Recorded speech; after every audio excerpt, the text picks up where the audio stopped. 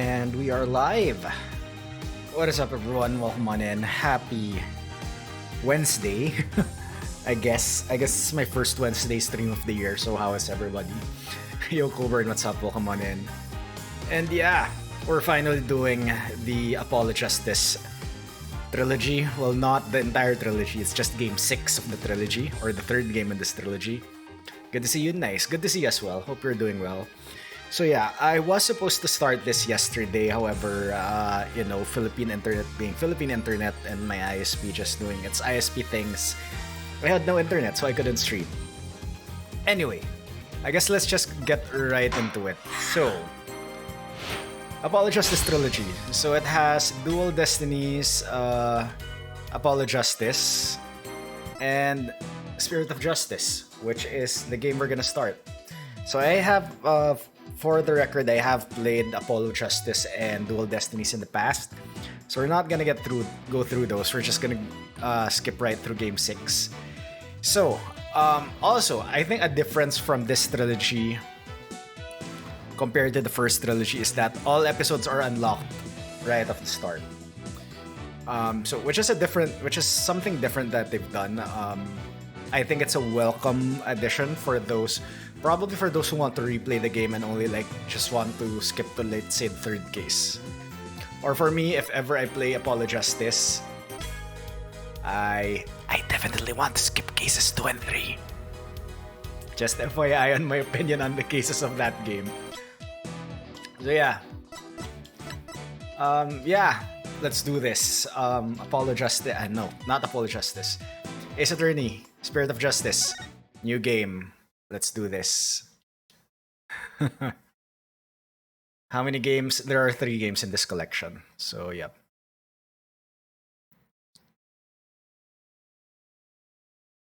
So, Spirit of Justice is the 3rd game in this trilogy and the 6th game in the mainline series. Far East.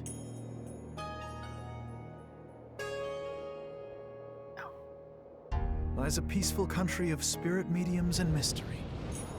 Is the audio okay? Just let me know. Kurain. But now, the flames of revolution are threatening to consume it whole.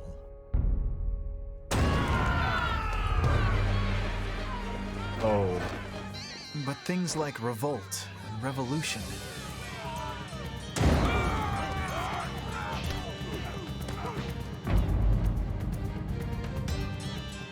were the furthest things from my mind when I first arrived in this land. Oh.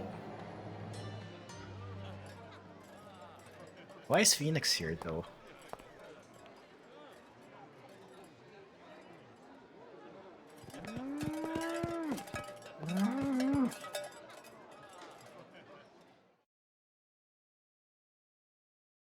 Episode 1, The Foreign Turnabout.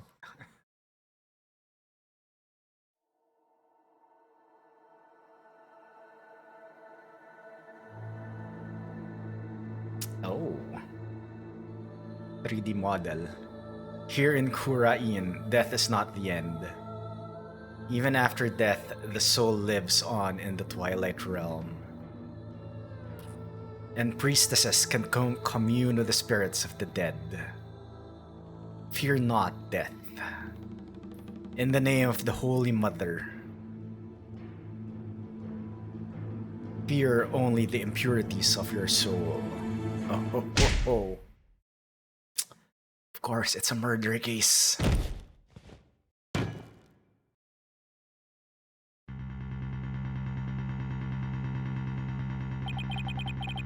This blight on my soul. I'll have the child take the blame. Obviously, framed murder. April 23, 4:26 p.m. Kingdom of Kurain. Oh, nice. Phew, I'm finally here. So this is the Kingdom of Kurain, huh? What a long trip. I wonder how many hours I was in the air. But just look at this place. Get a load of the street. It really feels like I'm in another world here. Oh. And that gorgeous temple. I read that's the center of town.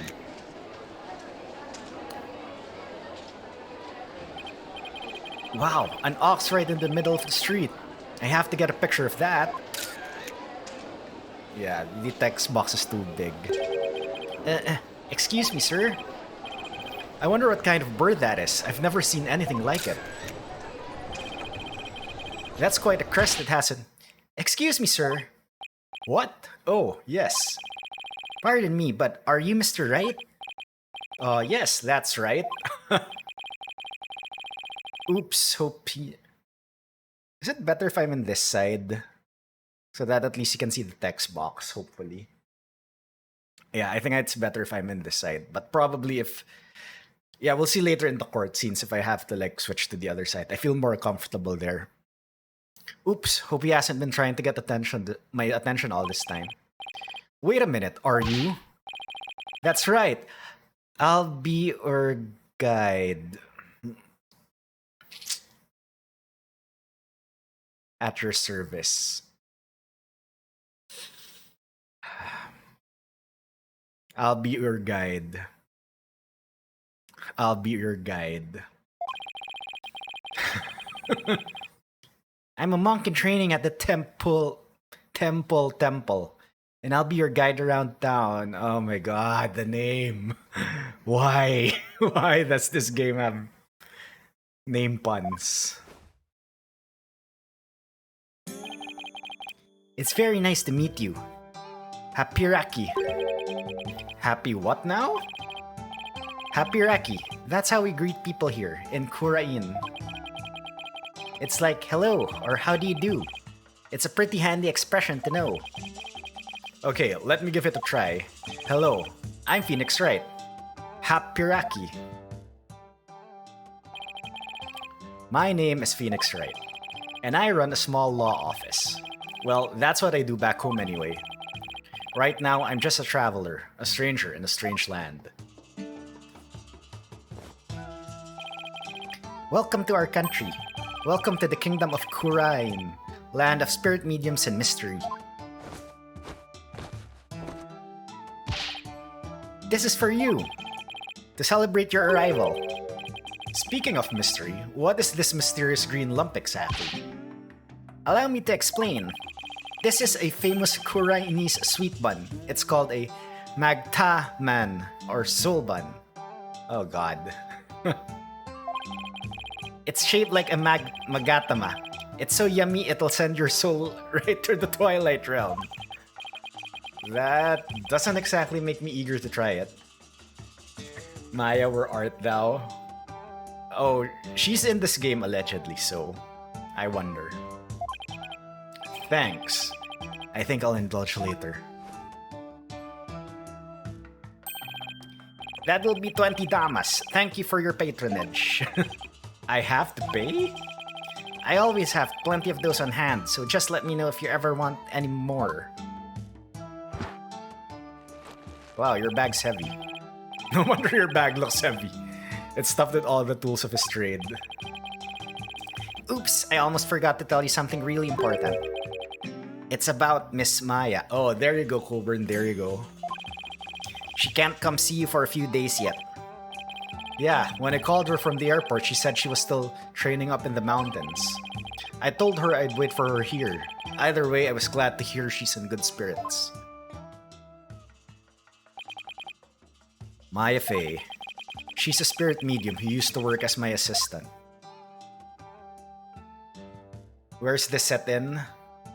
Apparently this is in Kurain, not Kurain Village, but you know, those names sound so close to each other. I came all the way out here to celebrate the end of her ascetic training with her. Albie, this is my first time in this country, so I'll be counting on you, okay? You got it, sir. Please don't hesitate if you need anything at all. Confusion sets in. I know, but of course, if you like... Probably if this is still in the Japanese context, it makes sense, but if it's localized to English, you know, everything's so confusing. Maya was right when she told me I could leave everything in your capable hands. Ah, shucks. She said that. That sure was nice of her. I had the chance to show Miss Maya around a little bit too. If there's one person Maya was worried about, it's me. Because we both know trouble likes to follow you wherever you go, she said. That girl worries too much. But you sure came early to the party, Mr. Wright, sir. I mean, Miss Maya won't be done with her training for another 2 weeks. Ugh, I hate to admit it, but I came early because I was worried about her too. Oh, well, you know, haha, I thought I'd get in a little sightseeing first. Oh, sightseeing! Well, I'm your man for that. I'll show you all the best sights in this country has to offer. Thanks, that would be great. I guess Albie takes his job very seriously. Yo, Annuel, what's up? Welcome on in. Case 5, the Festival of Fish. You know what, Annuel? There's actually... in Dual Destinies, there's actually a case set in an aquarium. So, yeah, you can have all the fish you want there. Well, what are we waiting for? Those sites aren't going to see themselves. Yikes, you don't have to shove. First stop, Temple, right there in the center of town. There's something there I really want to show you. SMH, why are you SMHing Aniv?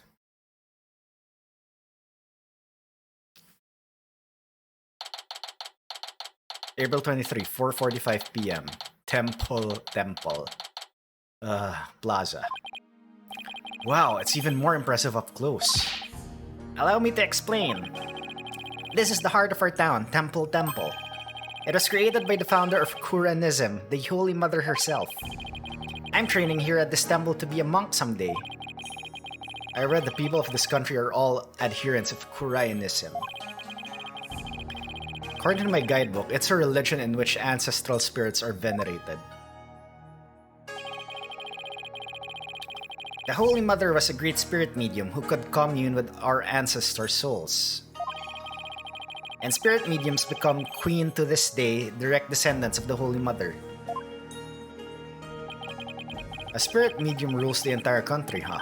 Talk about power and influence. The main thing you'll want to see when you come to Temple is the Dance of Devotion, right? The Dance of Devotion takes place twice, once in the morning and once in the afternoon. This dance, along with the Song of Ceremony, is performed in offering to the Holy Mother. The Dance of Devotion has the power to summon forth... Okay, hold it. Slow down. I can't remember all of that at once. Oh, I'm sorry. I guess I got a little overexcited. Anyway, the main thing I got from all of this is that you really love your country. Hehe, well, that's sure true. I like this kid. He pours his heart into everything he does. Let's see, I guess I just explained about half of what I usually explain. So I'll give you a special discount and only charge you 10 damas for the tour fee. Thank you for your patronage. I guess he pours his heart into aggressive salesmanship too. Come to think of it, Miss Maya told me she could tell I love my country too. We stood here for about an hour while I told her all about the Holy Mother. Really? An hour? Hope that counted as patience training. And she seemed real interested too. She listened to my whole speech. Huh, that doesn't sound like the Maya I know. Miss Maya is so kind and nice. She treats me real well, like a little brother. She's kinda like a big sister to me. This is Maya figure talking about, right? Maybe she's grown up since I last saw her. Clang, clang, clang. Oh no! What's the matter? Is it that time already? We have to hurry into the temple right away. But first, let me give you this lyrics card for the Song of Ceremony I told you about. There's an English translation of the lyrics there too, so give it a read, okay? Let's go. But why the big rush? If you don't hurry, we'll miss the beginning of her benevolence's Dance of Devotion. Her benevolence?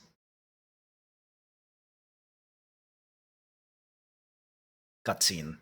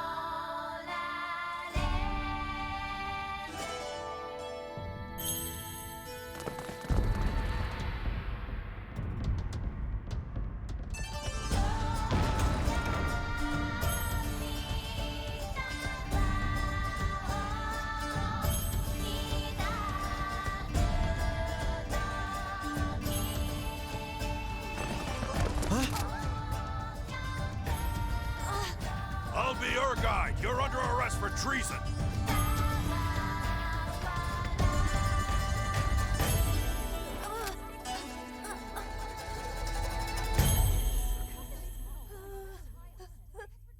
What?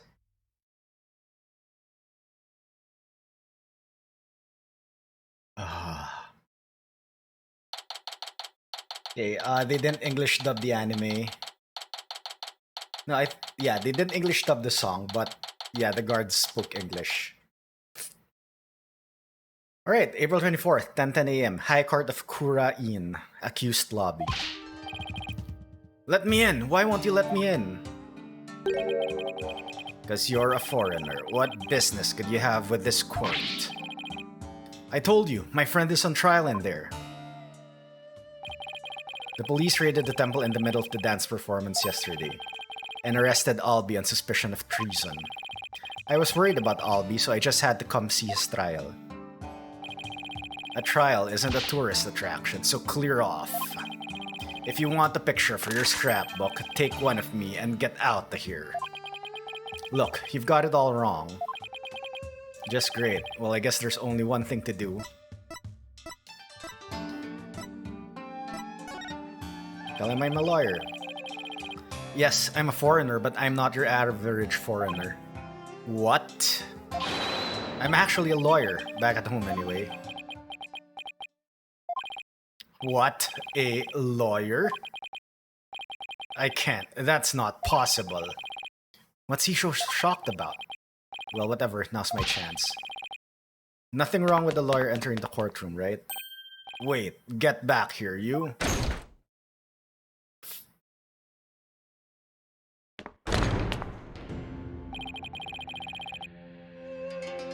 So this is a Koreanese courtroom. Oh, Koreanese judge. Wait, that's Spain. Holy crap. Wait, isn't that her benevolence? What's she doing here in court?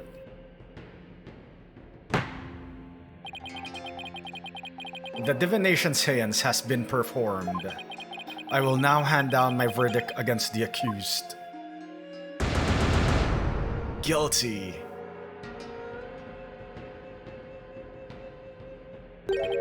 What? A verdict already? But the trial only just started. Guilty? There's gotta be some kind of mistake. Please take another look. Seances performed by Princess Rifa are infallible. They show only the truth. What right they have to question her abilities? But I didn't.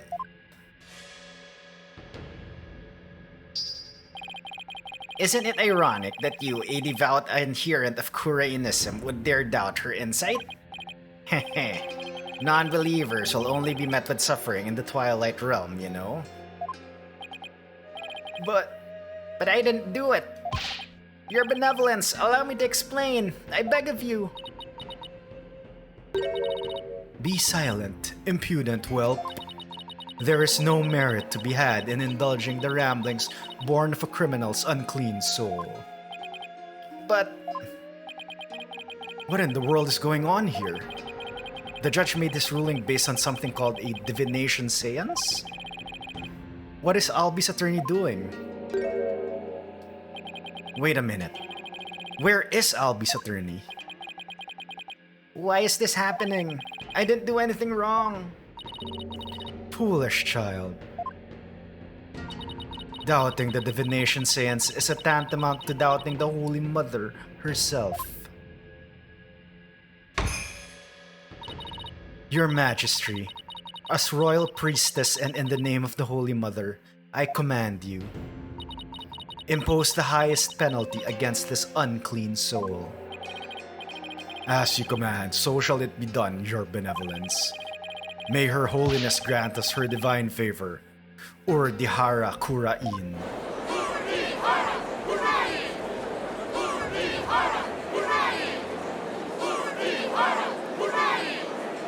Objection! What?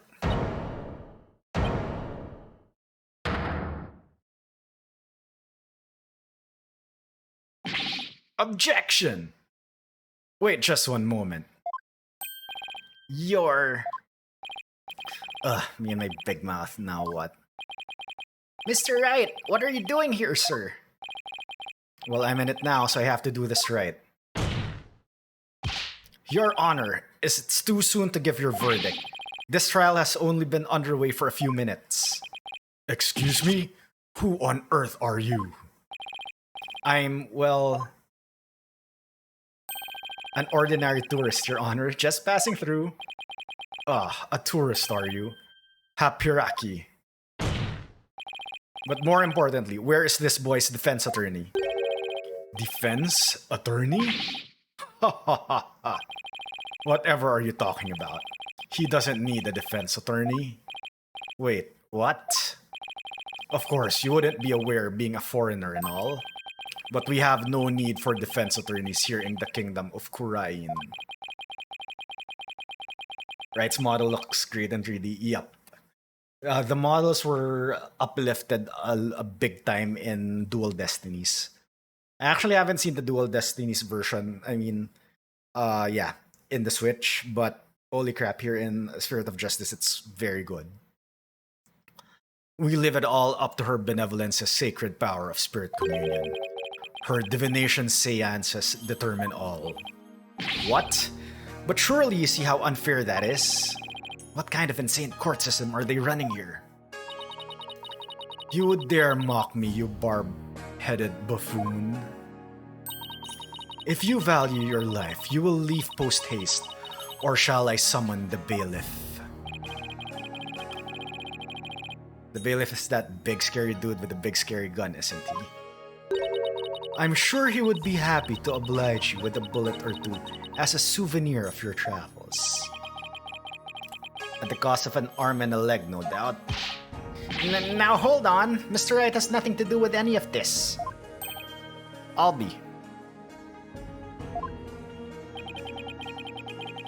I appreciate what you're trying to do, Mr. Wright, but never mind about me. You just go ahead and go see Miss Maya. But forget about me. You have to go now. I'm sure you can find another guide. There were lots more places I wanted to show you, but it looks like I won't get the chance now. I'm sorry. The poor kid is trying to put on a brave face, but look how terrified he is. What can I do? What should I do? Defend Albie. I can't just let a verdict be handed down with nobody standing in Albie's corner. If Albie doesn't have a defense attorney, then I'll do it. I'll defend him. Defend him? You can't be serious. You hear that? Is he out of his mind? Heaven forbid. Defend me, Mr. Wright. What are you saying? You can't do that.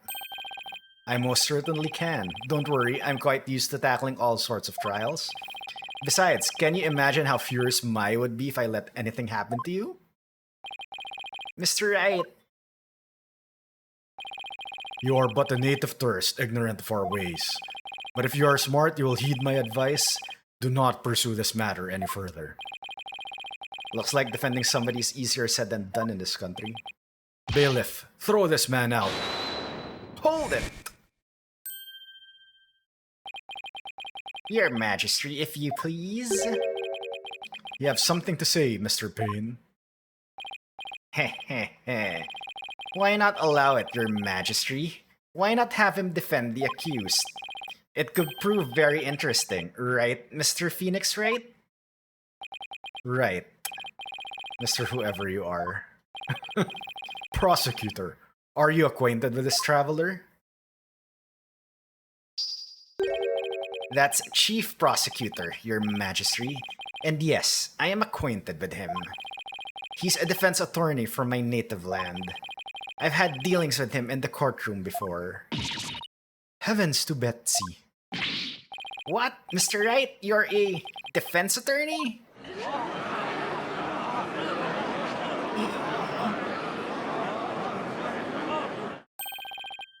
A defense attorney? Well, this is a shock. You may be surprised to hear that I have more than 10 years of experience. Finally, a good stream in one of the better games in the series. Yo, Fries, what's up? Welcome on in. Yeah, I'm starting Spirit of Justice, so yep. I've played all mainline games so far except this one. So yep, we're starting it. Your Majesty, would you kindly allow us to proceed in the manner of my old country? But Mr. Payne, I've already made a ruling in this case. Heh. Call it nostalgia if you will, but I am most eager to give it a try. But I have a previous engagement, you see. A class together with the missus. Your Majesty, I agree we should have a whack at it. It sounds amusing. A score of years have passed since we last saw a defense attorney in this courtroom. A score as in 20 years? What's the deal with this country?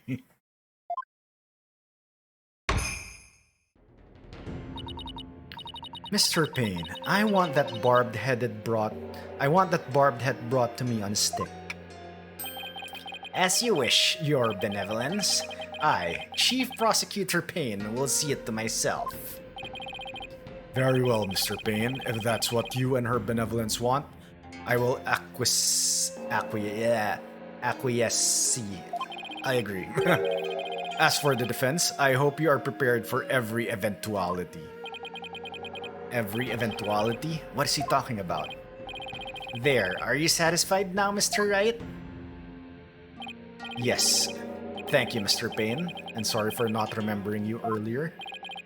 That's Chief Prosecutor, or the Incredible Payne, as I'm also known in this country. And you'll see soon enough just why that is, when you're forced to capitulate to me before this very court of law. Hehehehe. Why is he so strangely confident? And not only that, but what's with the gallery?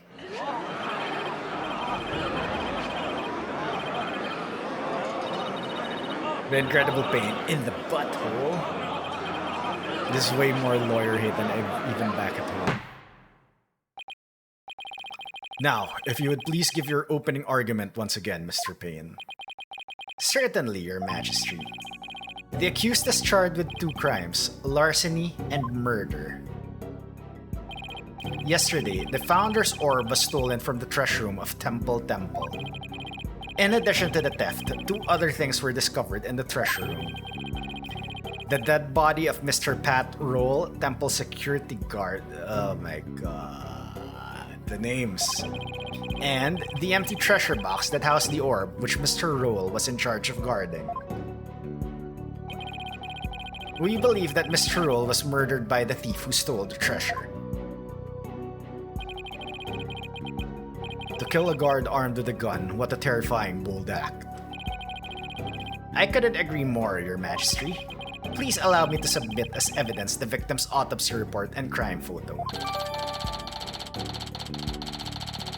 Autopsy report added to the court record. Crime photo added to the court record. It's been a long time since we had evidence presented in court as well. It's kind of refreshing, actually. Ha ha ha. We may rely on the power of the seances, but our police still carry out investigations. Thus, any proof I provide is indisputable. Oh, really? Well, forgive me if I don't just take your word for it. I can check the evidence out myself by looking at the court record. Alright. Badge! Song of Ceremony. When dragon and tiger battle, the founder offers divine protection. When the butterfly embraces the Mitama, the favor of the orb is bestowed. Patrol's autopsy report. Time of death. April 23, 12 p.m. to 1 p.m. Cause of death. Cerebral contusion from a head injury. Crime photo.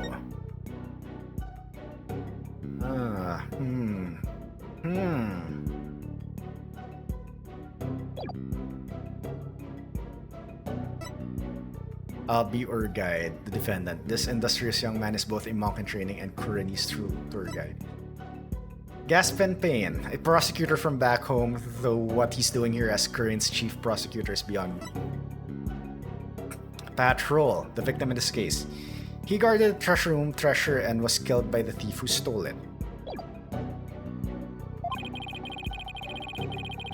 We'll see just how thorough you and your police were, Mr. Payne. Such a deplorable crime. The audacity of stealing the sacred treasure of Her Holiness, our founding mother. It's a crime that strikes at the very heart of our nation.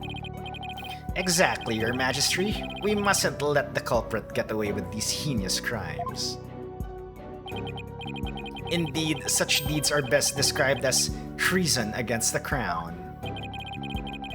Is this treasure really such a valuable object? How can you even ask such a thing? Of course it is. Why, sealed within this treasure is the very soul, the mitama of the Holy Mother. Her soul is sealed within the treasure? I think I'll take that with a grain of salt. Grr, you don't believe it, do you? Of course I believe it. Something tells me I better play along. This kind of irreverence is exactly why I dislike defense attorneys so much. Your Honor, Your Majesty. What is it now? This treasure, I've never seen it, so it's a little hard for me to imagine. Could I see a photo of it or something? Of all the outlandish requests, you defense attorneys are truly beyond the pale. He's been getting awfully angry with me, and those veins popping out of his forehead. It's forbidden for anyone outside of the royal family to view the treasure itself. They say that anyone without the proper spiritual power would be blinded instantly. This is why the average person has never seen the treasure, Mr. Wright. I guess there are national treasures that are off-limits to the public back home too. For the benefit of the shamelessly uninformed defense, let me share this newspaper article. It includes photos taken about 8 years ago when the treasure was unearthed.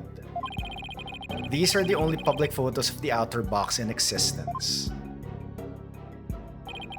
What's more, the treasure box only leaves the temple's treasure room but once a year, for a special New Year's rite that takes place at the palace. Therefore, this treasure box has only ever been seen by a handful of people.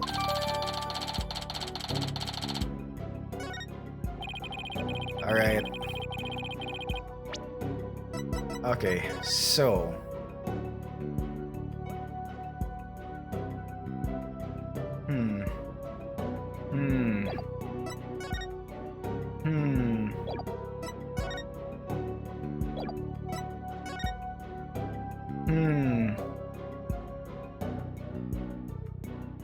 Alright, anytime anyone mentions a box, I think of the movie Seven, What's in the Box. I hear there's been a string of thefts lately of historic artifacts from the temple. Right, Your Majesty. Inexcusable thievery of precious national treasures for personal gain. And the culprit is the accused. So he used his position as monk and training to get his hands on the treasure. Is that it? The accused's family is by no means wealthy. To help with family finances, he works as a tour guide in addition to his ascetic training. Thank you for giving an excellent outline of the case, Mr. Payne. Now then, no more questions from the defense, I presume? What? No, I do have questions. Even more? But you just asked a bunch. Well, make it snappy. My class starts in just a few short minutes. What? He's still planning on going to that thing? There's still a lot I don't know about the case. I should ask now while I have the chance. Let's see, what else do I need to know more about? The crime scene, the weapon, the motive. The crime scene. Mr. Payne, where did the crime take place? What? As I already stated, it was in the treasure room of the temple. Oops, that's right. Have you even been paying attention? Have you been paying attention? These lying lawyers, not only do they lack morals, but memory too. He apparently has all the brain power of a barnyard chicken, Your Majesty. Oh, that explains why he has a crest like a rooster. No matter where I go in the world, the insults are always the same. Your Majesty, please let me try again. The weapon. Mr. Payne, what was the murder weapon?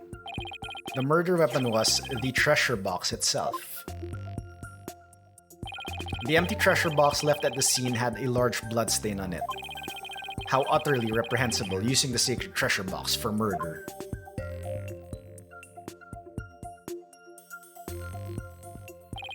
The accused came to the treasure room with the express purpose of stealing the treasure. He climbed up the altar stairs and snatched the box, ready to abscond with it. But he was discovered by Mr. Roll, who had come to the room in the course of his rounds. After walloping Mr. Roll on the head with the treasure box, the accused forced the bloodied housing open and made off with the treasure inside. Treasure box updated in the court record. Oh. Target. But the defendant is just a little boy. I hardly think he would be able to hit the victim, a grown man, on the head. Ah, a very good point, Mr. Wright, but I'm afraid that won't help you. At the time of the crime, the accused was on the stairs leading up to the altar. The accused's elevated position would more than make up for their difference in stature. Yeah, I guess that makes sense. Ha ha ha ha. Mr. Payne, your reasoning is flawless. What an elegant argument. Hats off to you, Chief Prosecutor. Your title is obviously well earned. Well, the accused's guilt is certainly conclusive. Unless there is anything else, I am ready to announce my verdict. Very well, in that case, I find the accused... Just one moment, Your Majesty. Don't you think you're rushing the verdict just a little bit? I told you, I have plans to attend to and... Ah! I'm late, it's already started. How did the time fly by so fast? He's still stuck in that. We haven't even heard the defendant's side of the story yet. Your Majesty, the defense asserts its right to cross-examine the defendant. Huh? Did I say something funny? Cross-examine the... What do you mean by that? What? What do you mean by what do I mean? I seem to have some dim recollection of the process, but I can't quite recall. That pose. And little wonder, a so-called defendant hasn't been questioned in over 20 years. Should I even be surprised anymore? Anyway, I demand that we let the defendant or the accused tell his side of the story. Is that really necessary? Of course it's necessary, Your Majesty. Hehehe. What harm could it do? I say we allow the boy to speak, Your Majesty. Though I doubt he'll have anything of relevance to say. Hehehe. Oh, how kind of you, Your Royal Penis. Very well. As long as it's okay with you, Mr. Payne. I'm already hopelessly late for my class anyway. In that case, the prosecution calls the accused back to the witness stand. Oh, but before we do, I'd better call my wife and apologize for missing that class. Any objections? Go for it, Your Majesty.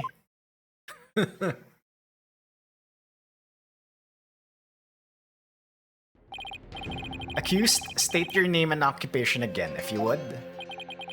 I'll be your guide. I'm in training to be a monk, and I'm a tour guide too.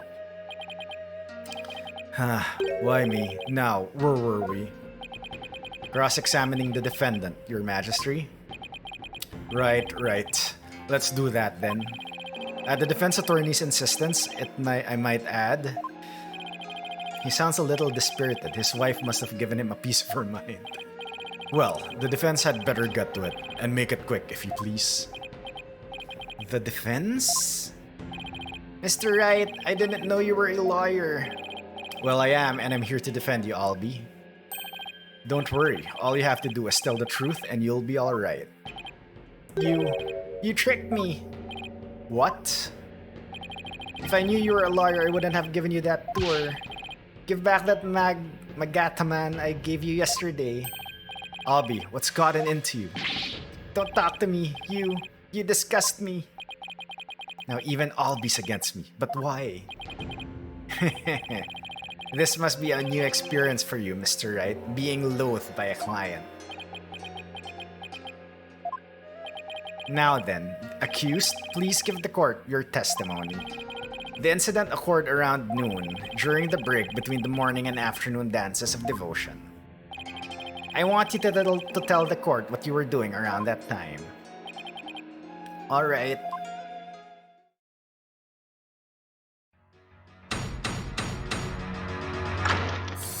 Witness testimony. The accused's account. I didn't kill Mr. Roll and I didn't steal the treasure. I'm not allowed to go anywhere near the treasure room. I've never even seen that treasure box with the green Kuranese butterfly in it.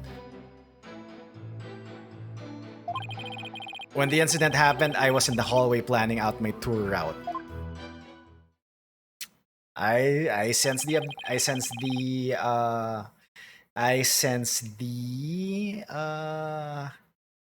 what do you call it? Contradiction. Alright. Green Kuranese butterfly. Okay, how would he know it was green? This photo is black and white. And I think here the butterfly is not in view. So that's probably our evidence. Were you well acquainted with the victim? Yes, he used to chat with me whenever we ran into each other in the temple.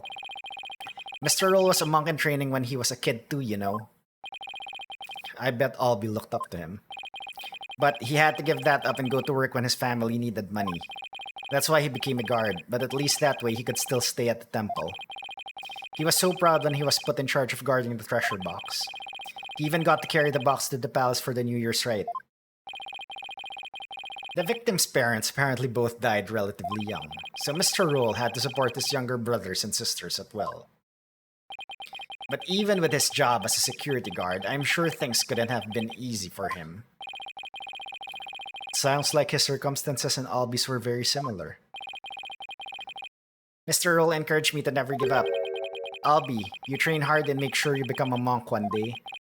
Don't end up like me, he'd say. He was always cheering on me and my training and in my tour guide business too. Why in the world would I kill a nice man like that? Yes, I see. You expressed yourself well. Defense, now that you've heard the accused account, are you finally satisfied? If so, let's draw this to an expeditious conclusion. But Your Majesty, I haven't even cross-examined the defendant yet. That wasn't the end of it.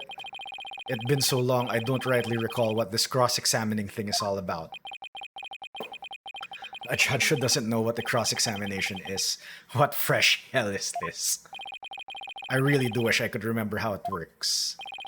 Should I give the judge a refresher on cross-examination? Might as well. I guess I'd better or we'll never get anywhere.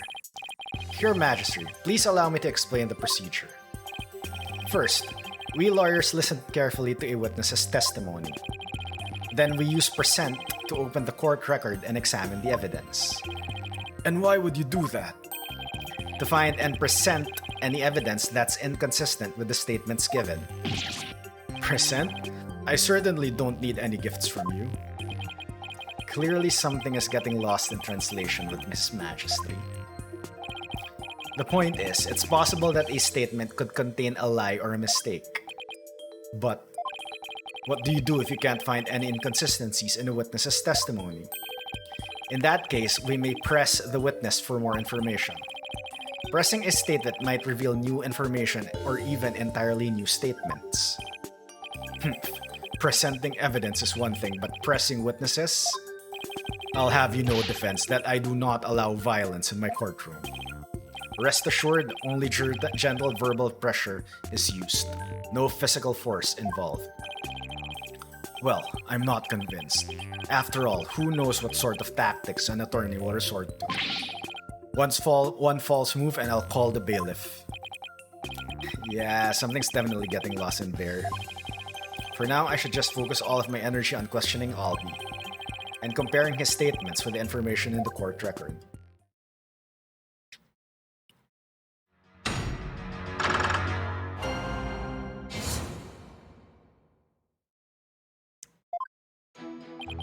Okay, 5...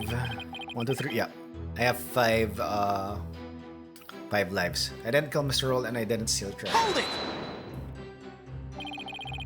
I believe you didn't do either of those things, Albie. You do? But you're a lawyer. Of course you'd say that. Now, there's no need for that. But he's right. Lawyers always claim their client is innocent, even if they have to lie. 5 spirits, yep. 5 magatamas. Just like you're doing right now, accused. Don't lump me within that lawyer. I'm not lying. I didn't steal anything. I didn't kill anybody. I'm not allowed to go anywhere near the treasure room. Hold it! Of course, you always have to press all statements so it can, like, you know, fully get all dialogues.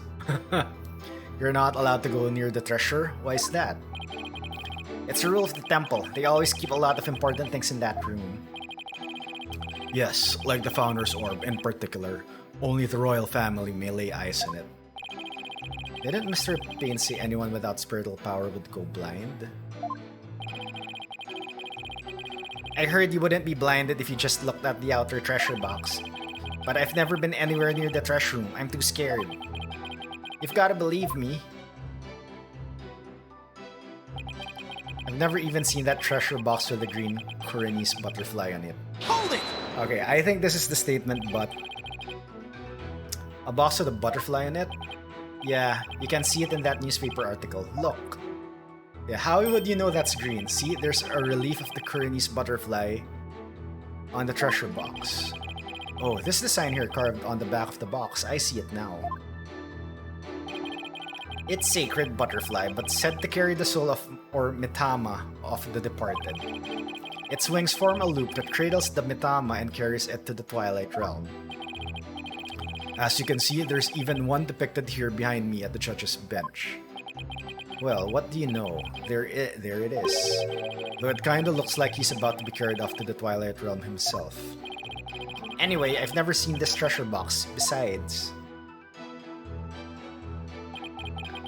when the incident happened, I was in the hallway planning out my tour route. Hold it! Planning out your tour route? Yes, I was planning out a tour for you. For me? Well, thank you, Albie. I wouldn't have done it if I knew you were a lawyer. I wasted all that time on you. Give it back! Sadly, I'm a lawyer, not a Time Lord. Actually, as soon as he heard that's what I am, he's been like a totally different person. I certainly don't think Albie committed murder, however. Don't talk to me. You disgust me. That outburst earlier makes me wonder if he'd willingly tell me the truth. I better compare his statements and the court record carefully. If I find an inconsistency, I can present some evidence and maybe get him to open up.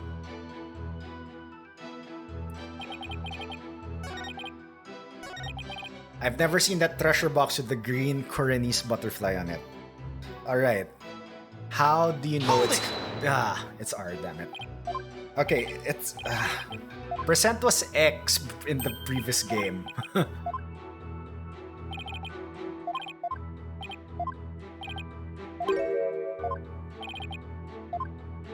Alright, let's get back to this statement. R is present, alright. Objection! Oh, Albie, why would you lie to me? So you say you've never laid eyes on the treasure box, is that right? That's right, it's forbidden, so I'd never do that. In that case, how did you know there was a green butterfly on it? Huh? Because I saw a picture of it in that newspaper article. Nope, take another look. These photos are in black and white. You couldn't possibly tell what color the butterfly is from these pictures. Hold on, his bag. Did it just move? Polkunka. I beg your pardon? Polkunka is a word in Koreanese that people use when they're surprised. You just exposed a lie. So this is the power of cross-examination, is it? I should be the one shocked here by your shocking lack of understanding. But... poke under? But if the accused was lying, then that just makes him more suspicious than ever.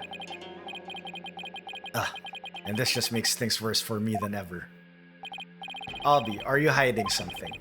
Please give only true statements. I can't help you if you don't tell the truth.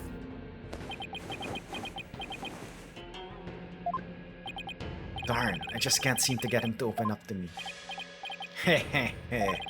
So, accused, you have seen the treasure box with your own eyes after all, haven't you? Well, maybe I did take a peek one time a long time ago when I was cleaning the treasure room. But you weren't in the treasure room at the time of the incident, right? Of course I wasn't. Objection! That is a lie. You were most definitely inside the treasure room on the day of the incident. And I have proof. He does? This was found on the floor of the treasure room. It's a scroll entitled Notice and contains a list of temple monks' duties. These instructions pertain to the day of the incident. And what exactly is that supposed to prove? The accused's fingerprints were found on the scroll. What? Oh no! Where is it? It's not here. I must have dropped it somewhere. Indeed, you must have dropped it when you were busy murdering the victim. Notice added to the court record. Notice from the day of the incident that defendant's fingerprints were found on it. No. Then that means... Due to the growing number of thefts around the temple, will be tightening security throughout. Therefore, all of the hallway shutters will remain shut for today's dance of devotion. Albie was there on the day of the incident. Ha ha ha ha. So this is the power of cross-examination. The more the accused talks, the guiltier he paints himself. Yes, it would seem so, Your Majesty. You predicted my argument and had evidence ready to refute it.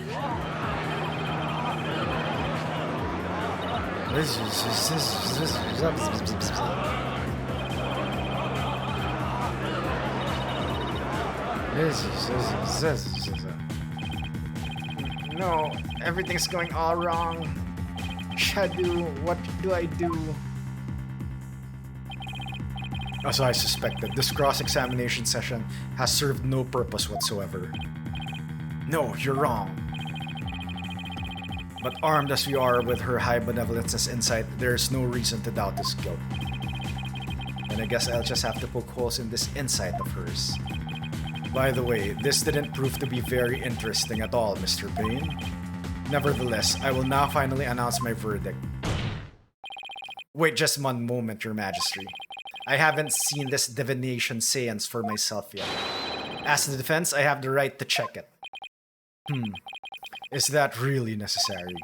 I have to get home and apologize to my wife. I guess you really did give him the business. Your Majesty, I enthusiastically support having Mr. Wright see the seance. You do? And why is that, Mr. Payne? Don't you want to see it? See the lawyer being utterly crushed by the power of the seance? And then watch him tearfully beg for mercy? Well now. I'm sure it'll make up for not getting to go to that class with your wife. It certainly does sound worth seeing, and it'd give me a juicy tidbit to tell the missus. Ha ha ha ha. I've been reduced to a juicy tidbit? Well, foreign interloper, I imagine you do have to see it for yourself to be convinced.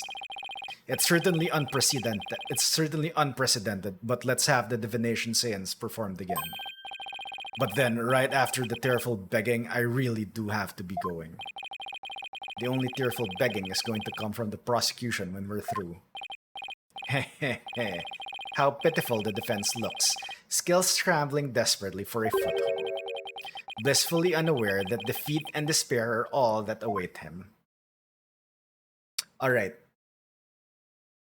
So, this divination seance will start, but an ad will start in a minute. So, I will BRB, I just have to take a quick break. We'll continue with this after the ads. So, BRB. I found a soft lock. Sorry, Shade, I found a soft lock.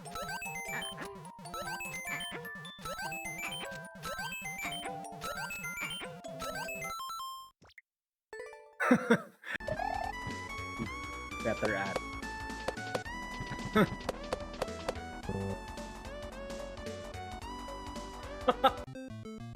Let's do the level. Okay, red type first.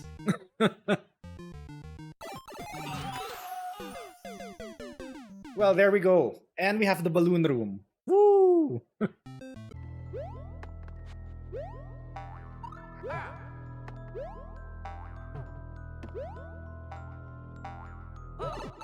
My god, this is the balloon room. Woo!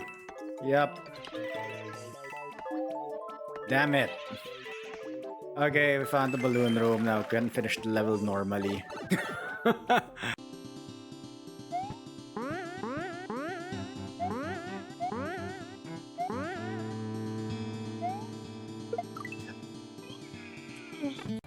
Where does this go?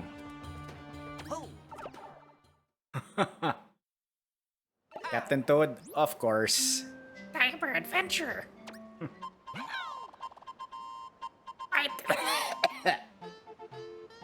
Quite the surprising place to run into someone, huh?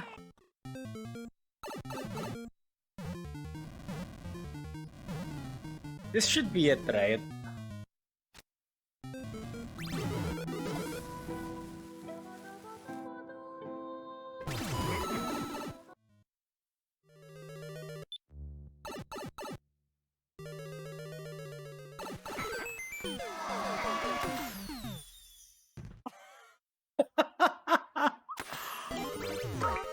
Wow.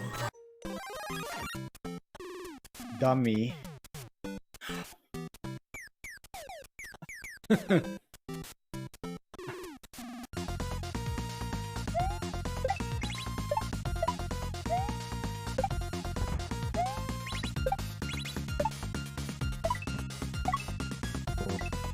Jeez.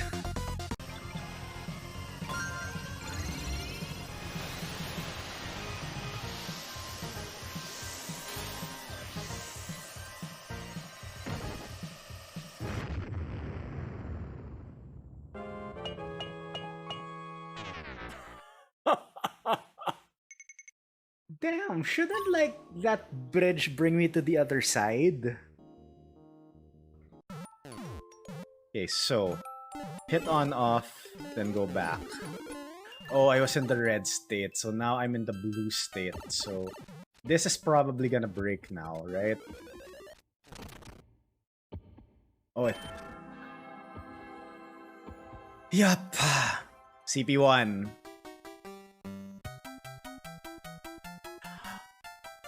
Oh, you have the boom boom. Wait, where's boom boom? There. Nice. And we back. And we are to experience the first divination seance of this game. Alright, Priestess Rafa. Okay, is she in the court record? Rafa Padma Kurain.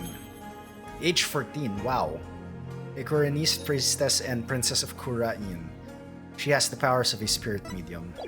Alright. There she is, her benevolence. Got a good-looking princess. Your benevolence, Rafa Padma Kurain. Thank you for coming all this way once again. Your gratitude is unnecessary. This is simply my duty. Barb-headed attorney. Yes? I am told you question the veracity of the sacred divination seance. It would seem the depths of your irreverence and blasphemy are lost on you. I'm just a foreigner, ignorant in the ways and customs of this country. I apologize in advance for anything rude I might say or do, Your Benevolence. All I want is a fair trial for Albi. You would imply that the trials of this country are unfair? Do explain, outsider. How verdicts founded on truths imparted by the very souls of the dead lack impartiality. What's fair about trials with no defense and no chance for the accused to tell their story? How dare you speak to her benevolence in that manner?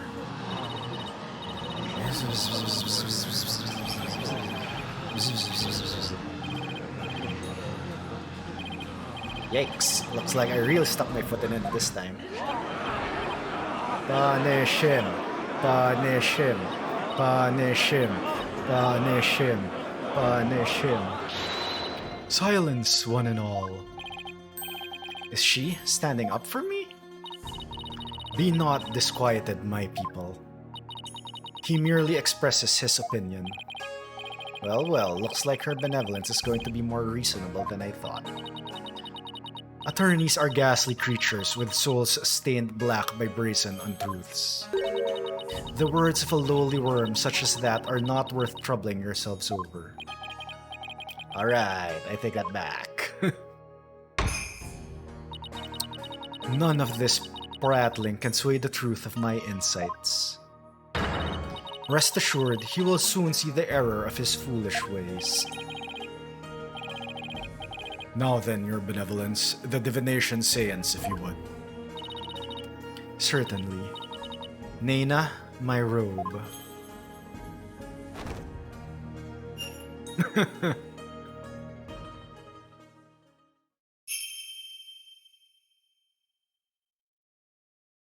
O Holy Mother, we hold this divination seance in your name. Wow, that was voiced. Let the eyes of everyone here be clear, and our ears be unstopped. O dance of devotion, guide the victim's soul to me, so that we may receive their final memories in the pool of souls. That was voiced. Wow, I'm surprised. And this isn't a cutscene. This is like actual render. Wow.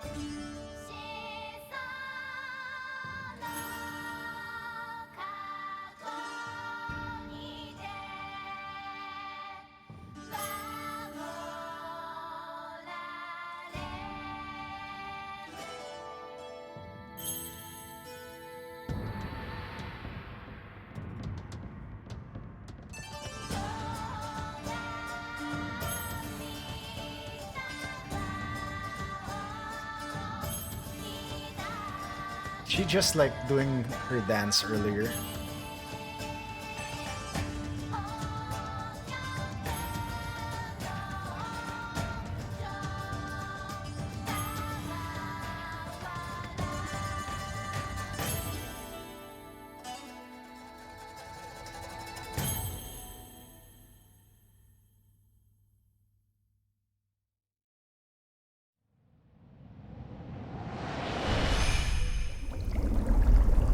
Okay.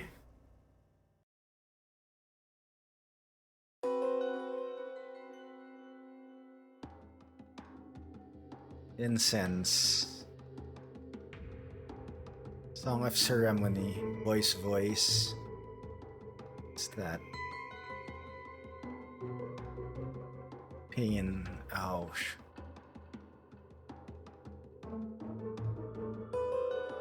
Okay. What just happened? An image appeared in the pool. Final message from the victim's soul, the last communication of his Mitama. The divination seance has revealed this to us. Her benevolence can use her power of spirit communion to project a victim's memories of the last few moments before their demise. So what we saw in the pool is what Mr. Rule actually experienced? In the victim's memories, we see the accused raising a weapon up over his head. This is consistent with the findings of the police investigation. There has to be some kind of mistake. I didn't do it. This looks bad for Albie. Really, really bad. Hehehe. Now do you see why I'm the incredible pain? Wait, there was a song of ceremony.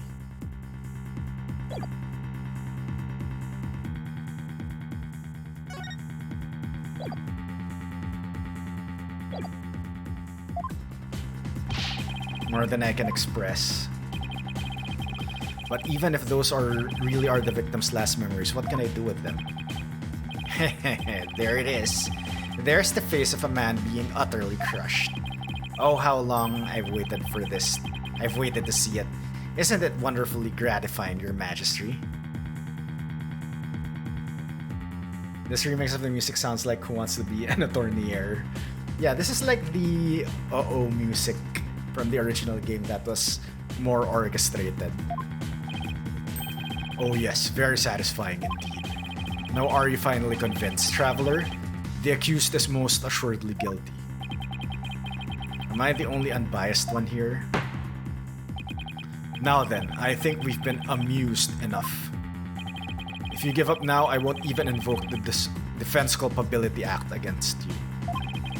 You'd be free to slink back to your own country with your tail between your legs. The Defense Culpability Act? What's that? What? You mean you honestly don't know? No?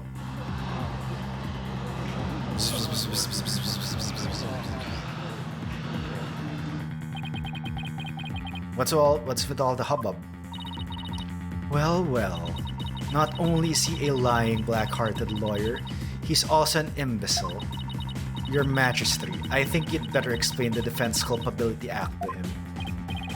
Yes, I think I'd better. The Defense Culpability Act, or DC Act for short, is as follows. In the name of Her Eminence, those who would support criminals will be deemed just as guilty. In other words, if you help the accused by defending him and he is found guilty, you will receive the same sentence as he. What? What kind of insane law is that? Under the DC Act, many an attorney has been convicted and met with a grim fate.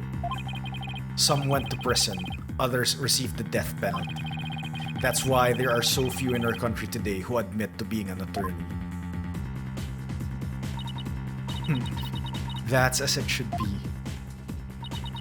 The history of our courts proves that attorneys are black-souled creatures who will tell any lie to save the accused. Thus, attorneys deserve to be exterminated.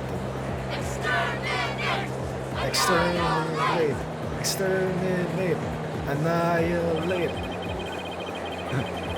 I've never felt so much hostility coming at me from so many sides. What could have happened to make everyone feel this way?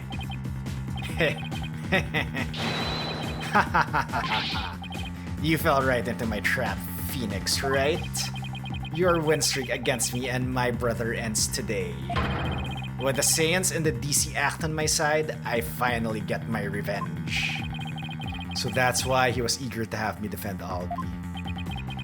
Chased out and humiliated back home, fate brought me to the foothills of Kurain. I thank my lucky stars that I'm chief prosecutor here now. Defense. Know that if I rule that the accused is guilty, you will go to prison too. That explains Albie's reaction earlier. What are you saying? You can't do that. Your Majesty, isn't the prison sentence a bit lenient? After all, we're talking about treason. One should pay for such a crime with one's life. Yes. I believe the death penalty might be appropriate under these circumstances. The death penalty? No way. You're kidding, right, Your Majesty? Ha ha ha ha. Do I look like I'm kidding? I'll have you put your life and your dark tainted soul on the line here. Death, this can't be happening. The courts of resignation, our courts are well known as thus. In this land where my seances provide the truth and no attorneys can intervene, criminals know that all they can do is resign themselves to their fate. Oh, foreign lawyer, I ask you once more, are you sure you still want to defend the accused?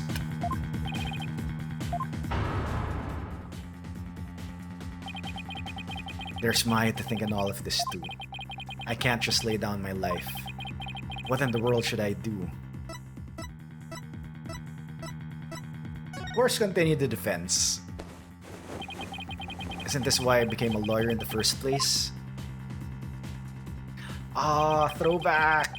To help with those with no one on their side, I can't just abandon everything I believe in.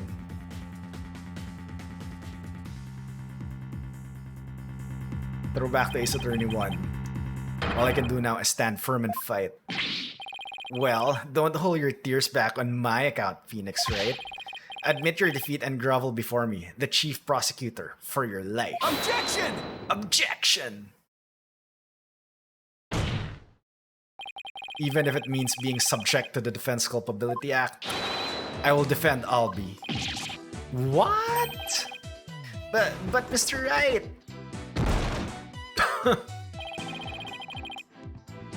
Just waiting for the bass to drop. The defendant insists he's innocent, and not even a divination seance should be accepted without examination.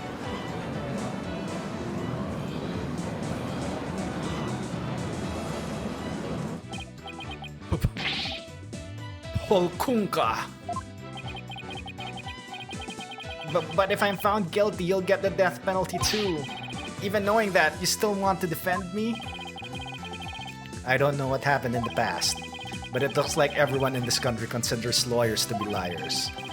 So I can understand if you don't believe me. But I still believe in you and your innocence. So all I have to do is keep believing and find the truth. That's all there is to it. Phoenix really should tattoo "Everybody Lies" on his chest. He drops the 5th super is a good cat. Ha ha ha. Barb-headed attorney. You continue to amuse me. Though your barbed jabs are proving to be more than mere jokes. Your benevolence. Believe me when I say that this attorney will knock your insides out. That's enough! Insolent, disrespectful attorney. You'll have plenty of time to regret your folly in the Twilight Realm.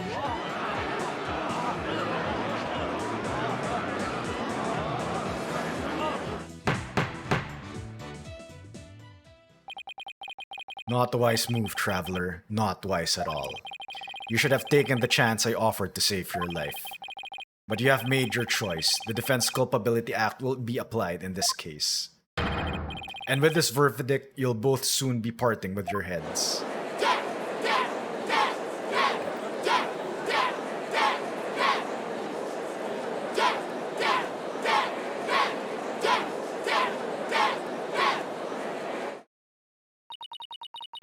The souls of the departed speak only the truth, and I but give their messages a voice.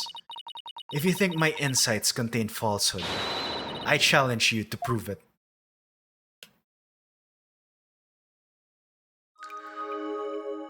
Insight. Oh, something new. The accused swung whatever he was holding down on the victim's head. With the pain, the victim's vision went dark. This is when he lost his life. Still, I can't believe it. A murder after the morning dance of devotion?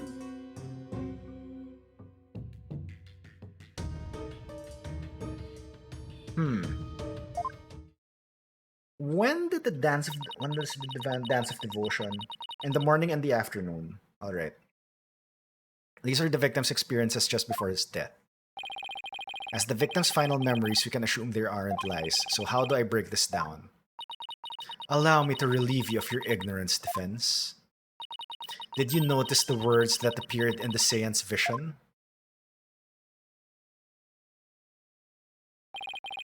Come to think of it, I did see words like Song of Ceremony and Incense.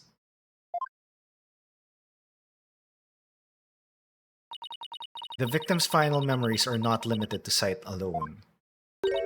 Sight, smell, taste, sound, touch is all laid bare in the pool of souls. So what Mr. Roll experienced with his 5 senses appears in the vision as words, right? Precisely. And by examining these sensations, we can perceive the victim's final moments with unparalleled clarity. Works for me. I can use all the extra information I can get. Now, to find a contradiction between her insights and the seance vision. Your benevolence, I ask that you please show me the seance vision again. Very well.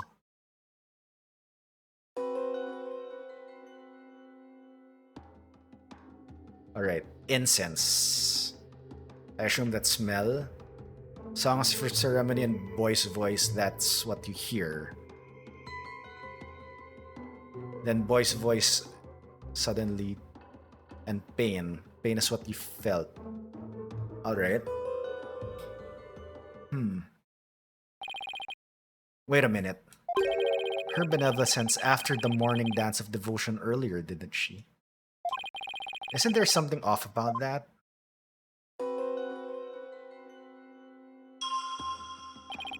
First, I'll use L to make my way to the inside. It seems off.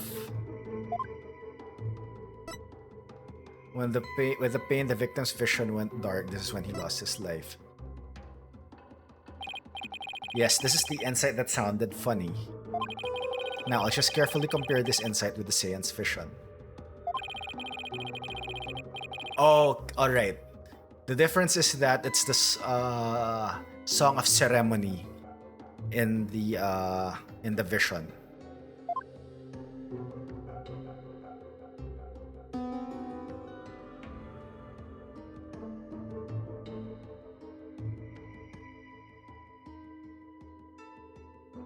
Okay, how do I do this again?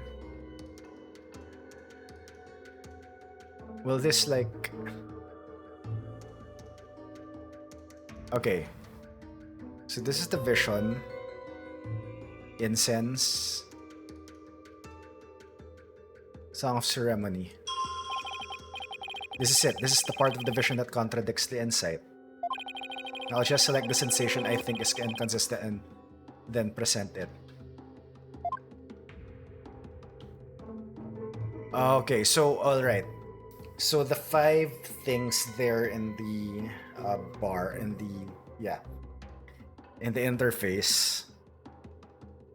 So you need to select the part where it shows all the sensations. Then once you select it, you have to like point out the contradiction.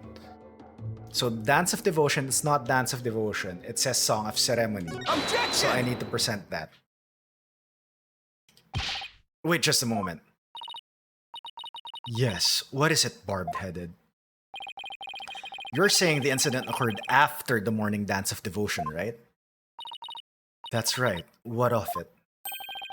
Then isn't it strange that Mr. Rold could still hear the Song of Ceremony? Oh my, you're absolutely right.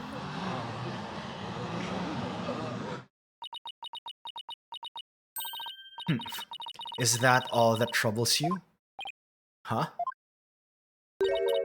What the victim heard was just a practice run of the Song of Ceremony. Practice run? What are you talking about?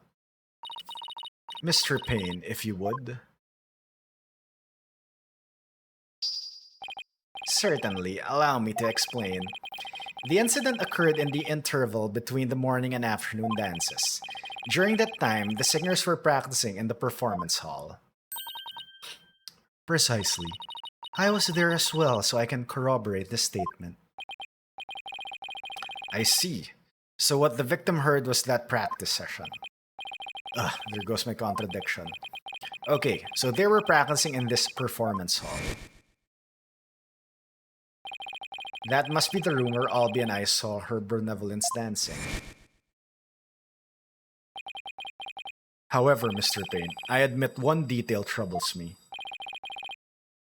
Ask away, your majesty?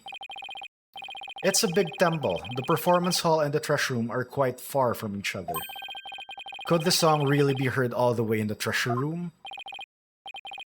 He's right, it is a very big temple. Well, how about it, Mr. Payne? Your Majesty, have you forgotten? There are speakers in every room of the temple, including the treasure room. Oh, that's right.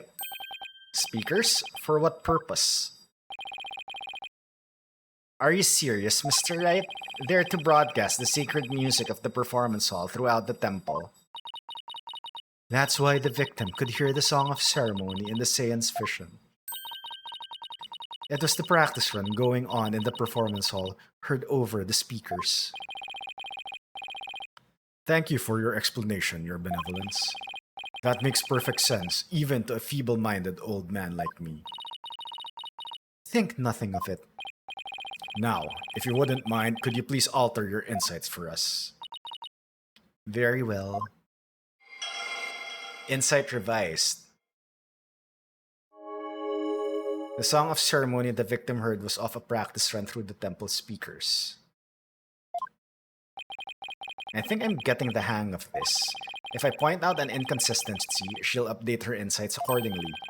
So if I keep pointing the things out, maybe I can knock all of her insights. After all, I'd better find another inconsistency, no matter how small.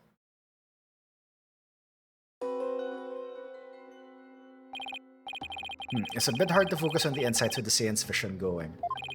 I'll try using the pause button to temporarily stop the vision.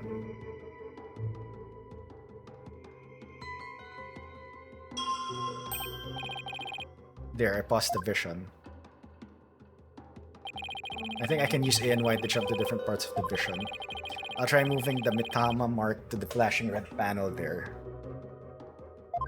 Okay, so...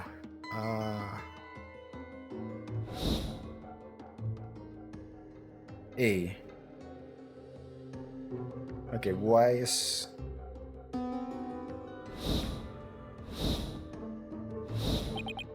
Okay, now that I know how to get around in the seance visions, it's time to find inconsistencies between the insights and the vision.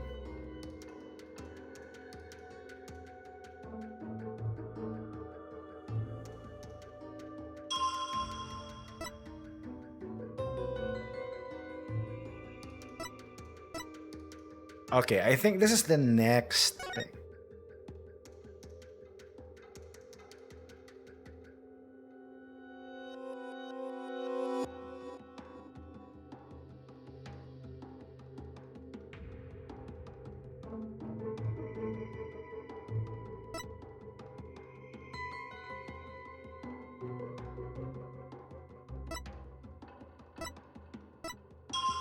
Okay, with the pain, the accused swung whatever he was holding down on the victim's head.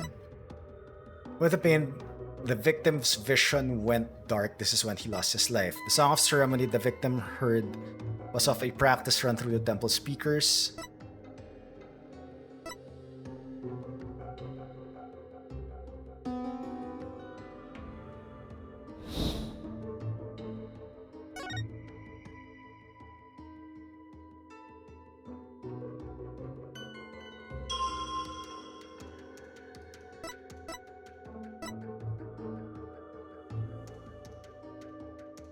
Okay, it went dark here.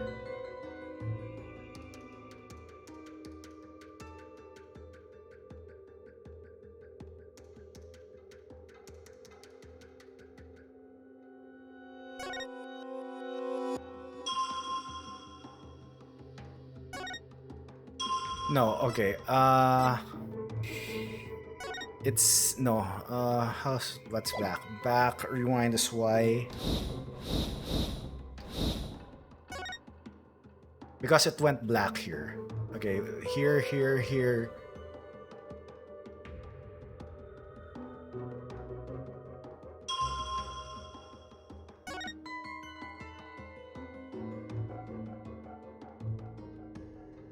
Objection! Yep. This vision went black before the pain. You're saying the victim's field of vision went dark right after he was struck, correct? Of course, as anyone with eyes can see. Well, pardon me, but I must disagree. What? Your benevolence, please take another look at the exact moment the victim felt pain. Oh. Everything goes black and then only after that the victim feels pain. Inconceivable! This places the order of events at odds with what you say happened.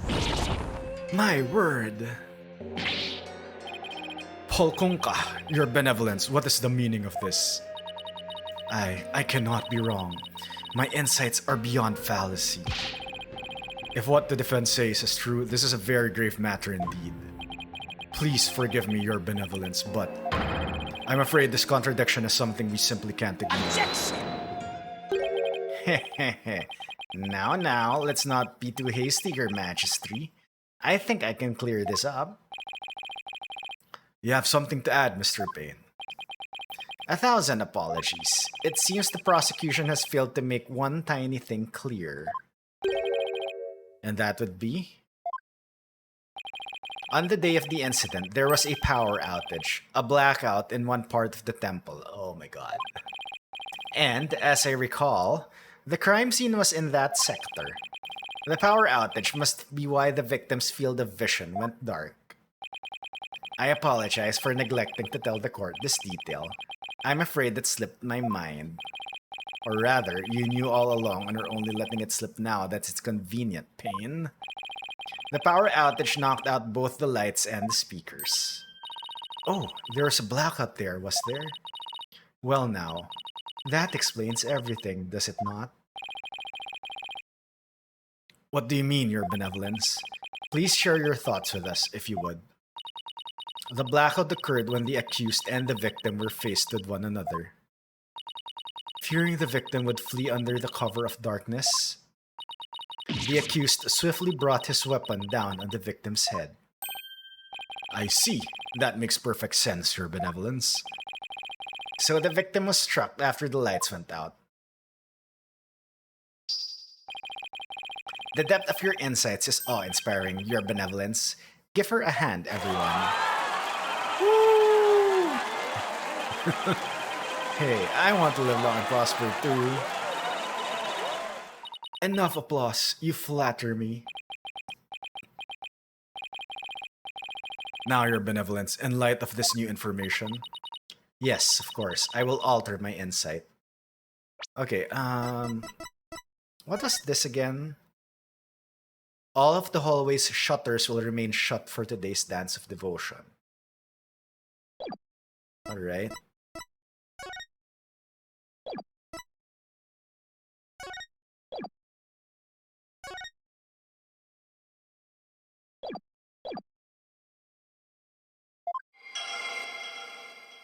Insight revised. One can safely assume the accused struck the victim the moment after the blackout began. So much for my inconsistency. At least I was able to draw out some new info. And with new info comes a chance to find new inconsistencies. Now to compare the insights with the vision again and see what else I can dig up. Alright, there's a blackout, but you were able to like see again.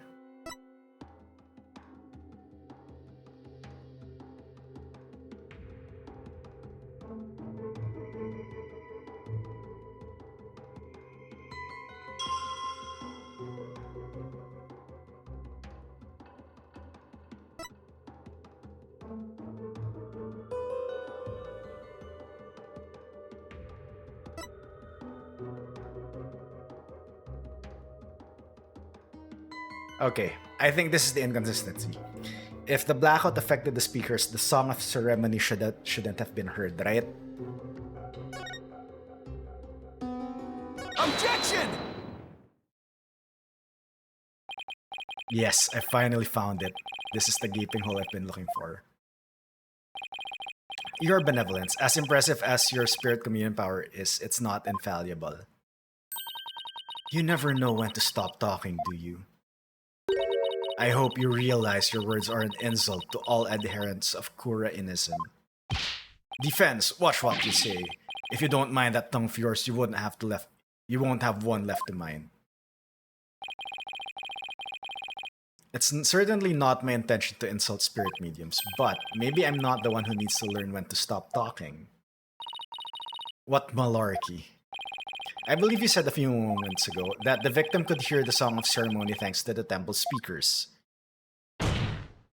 But then, how do you explain how the victim could still hear the Song of Ceremony even after the power went out? This contradiction of facts can only mean that the Song of Ceremony Mr. Roll was not coming from the speakers. What? Impossible! What are you saying? That the song he heard was coming directly from the performance hall? That's exactly what I'm saying. It's the only possible explanation. But the scene of the crime was nowhere near the performance hall.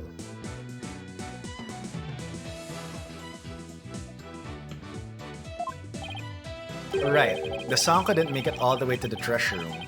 Not unless... You mean to say... Yes, the treasure room was not the actual scene of the crime. It must have been somewhere else, somewhere closer to the performance hall. What? You can't be serious. There's a glaring contradiction in the claims of her benevolence in the prosecution.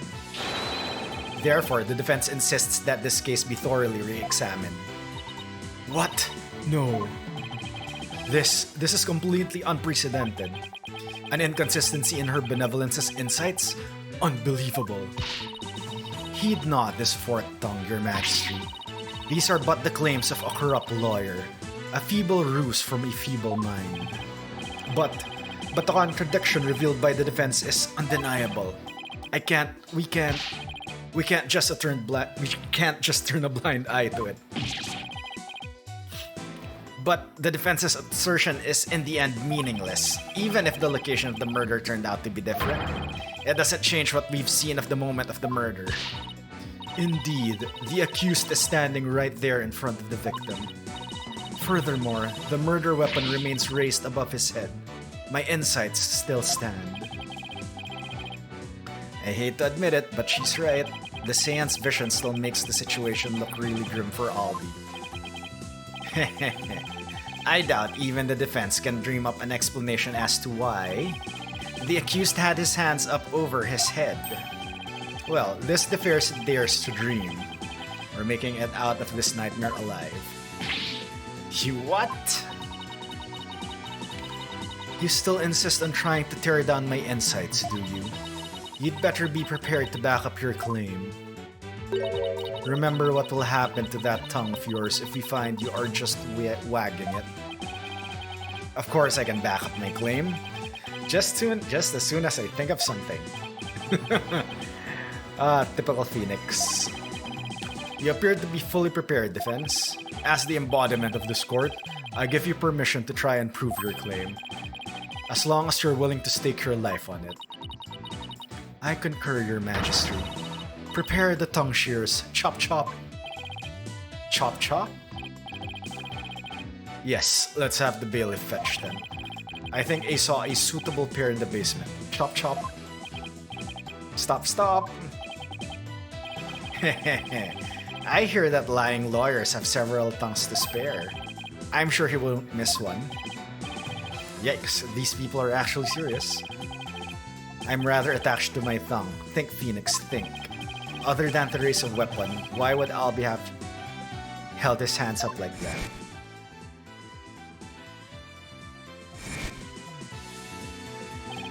Aha, so that's why. The reason the defendant had his hands up over his head can be explained by something in the crime photo. What? What explains why Albie had his head? Ah!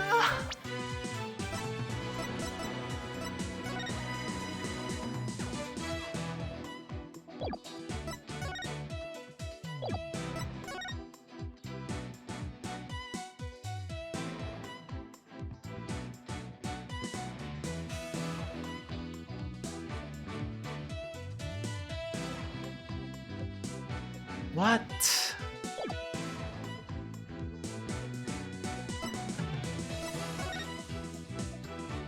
I don't know. Is it? I think it's just this. Save scum.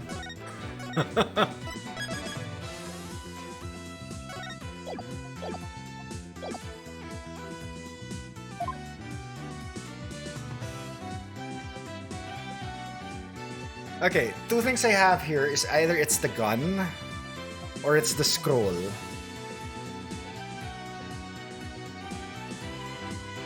Take that! As in the Saiyans' vision, I witnessed the defendant raise both of his hands over his head yesterday. You did? Where did you see such a thing? When the police had their guns trained on him as they made their arrest. Oh, are you saying? The victim was a security guard and an armed one at that. The defense proposes that the victim had pointed his firearm at Aldo, and that's why the defendant's hands were raised in the air. Polkonka! Oh, she's actually fainted. Wow. Who would have thought that Saiyan's vision could be interpreted that way? This is not possible. It can't be. Not bad for a TK total knockout. How dare that lawyer down go against her benevolence? He's no better than that traitorous snake Turk. Who's Turk? Traitorous snake Turk? Who's that? No, I can't believe it. A contradiction in one of my insights? There has to be some kind of mistake. I won't accept it. That's right, your benevolence, and I won't accept it either. It goes against all we hold sacred. Throw him in jail immediately for less majesty. What? Yeah, you said it. Throw him in jail. These people are definitely not my fans right now. That's right.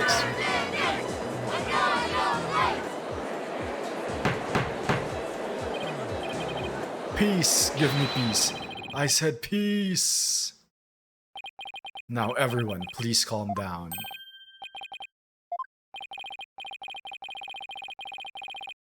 Your Majesty, please assign this black-hearted attorney a suitable punishment. Welcome to America. I thought you were from Europe, Fries. No, I can't charge him with less majesty. What? What? But why not? He was simply following the proper procedure for defending the accused. You are? Wait, aren't you from the UK?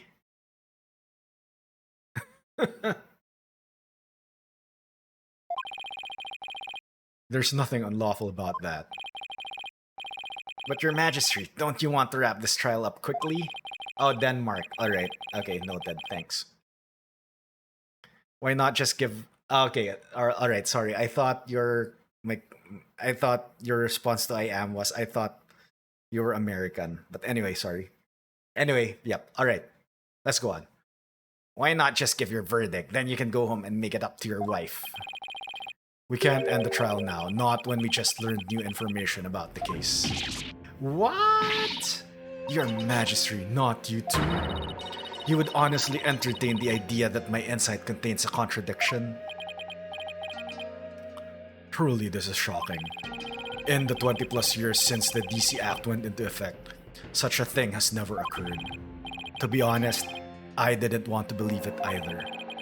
But with his life on the line, the defense pointed out an inconsistency. And it is our duty to scrutinize it to the satisfaction of the law. You dare go against the royal priestess, you non-believer? No, my faith is as strong as ever. But I have a duty to make a fair ruling in this trial. If you insist on interfering with that process, your benevolence, I'm afraid I must request your removal from this courtroom, royal priestess or not. What? I'll have you know. Your benevolence. Please acquiesce this in your benevolence. Grr. If looks could kill, I won't forget this offense, barbed-headed. I do not admit defeat. I won't. Bailiff, please see her benevolence out. Your Mitama will face due retribution in the Twilight Realm. The demons there they'll pluck the barbs right off your stupid head. Ha ha ha ha ha. I hope your suffering will be super duper painful. And I hope they throw you in a lake of burning fire. Yeah, and then suddenly she became like a very immature brat. I guess she's still a teenager after all. Now then, defense, Mr. Light, was it? That's right, Your Majesty. Phoenix Wright. Of course, Mr. Wright. My apologies. Well, now that we have this newly uncovered fact, I suggest we proceed with arguments. Thank you, Your Majesty. Yes, but do not misunderstand me. This doesn't mean I trust you completely. I'll be keeping a close eye on you, so don't even think about lying to this court. I understand, Your Majesty. Phew. Maybe now we can finally run a real trial. Arguments, Your Majesty? Very well. I accept your challenge. What's with him? Hehe. Oh, the look on your face, Mr. Wright. It's just... it's just too hilarious. What's so funny, Mr. Payne? The defense still doesn't get it. The truth he unearthed is going to bury him and his case instead. What do you mean by that, prosecutor? I told you, it's chief prosecutor. Yes, because that's the thing to focus on right now. The defense is digging its own grave. Consider this, Your Majesty. Why would the victim, a security guard, point a gun at the accused? Oh. Oh, indeed, because the accused was about to commit a theft. You recognize the judge? It's the only logical explanation. What? That does sound pretty logical, actually. It doesn't help the accused situation at all. If anything, it makes him look even more guilty. Yes, I have to agree. Allow me to spell out this truth the defense didn't bother to think about. Must be a distant cousin, yeah. Very distant.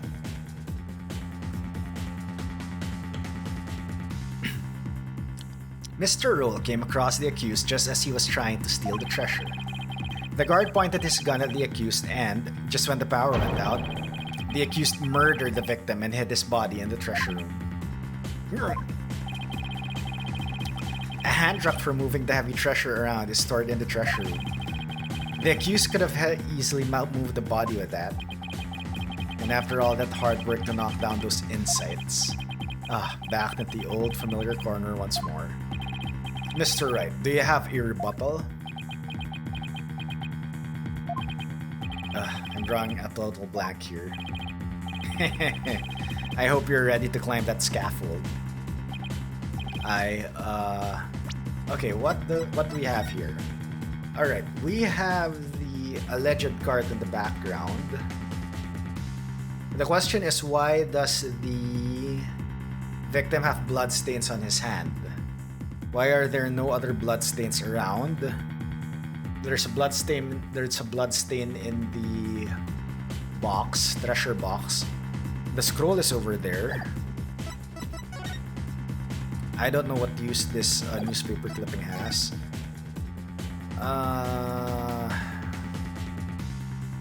All of the whole hallway shutters will remain shut for today's dance of devotion.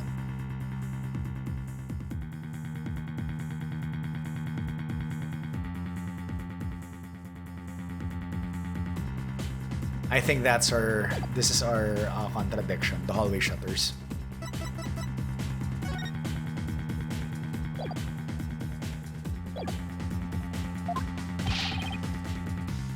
I asked you a question, defense.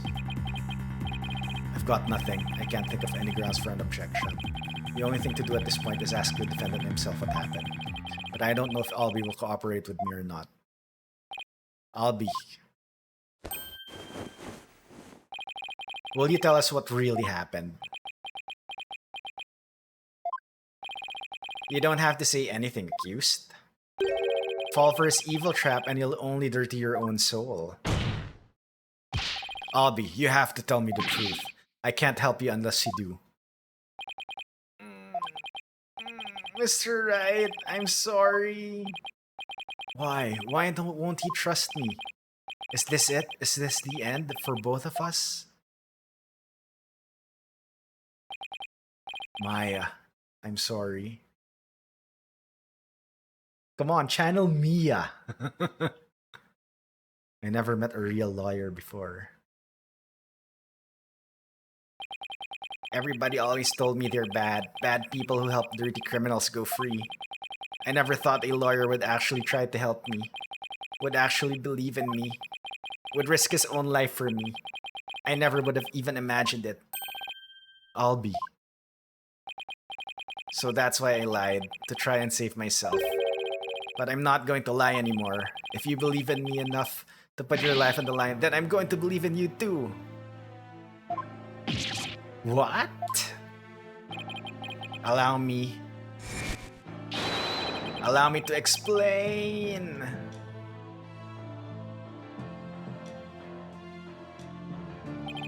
Now we're talking. Time to finally get to the bottom of things. To be honest, I went into the treasure room lots of times to look at the treasure box. Even though the temple told you weren't allowed to go anywhere near it. Yes, I'm sorry. Mr. Roll even saw me once and scolded me. But that box is so beautiful, the way it glows in the dark. I couldn't help myself.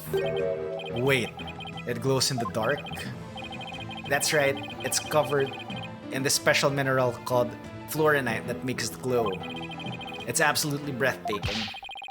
It's really a shame that they don't put it on display for the public. Can you imagine how many people would go on a night tours for the temple if they did? If only he applied such passion to tell me the truth earlier. The murder weapon. It was forced open and its contents were stolen. Glows in the dark. Alright. Coming back to the divination seance. If there was allegedly a power outage, then we would have at least seen in the seance that the box was glowing.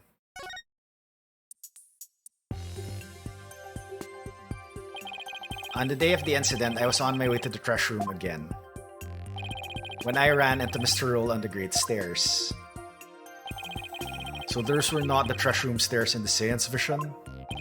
No, they were the Great Stairs that connected to the hallway. Makes sense, the vision wasn't clear enough to show us what was at the top of the stairs. Temple diagram, alright. All of a sudden, Mr. Roll drew his gun and threatened me with it. I quickly put my hands up.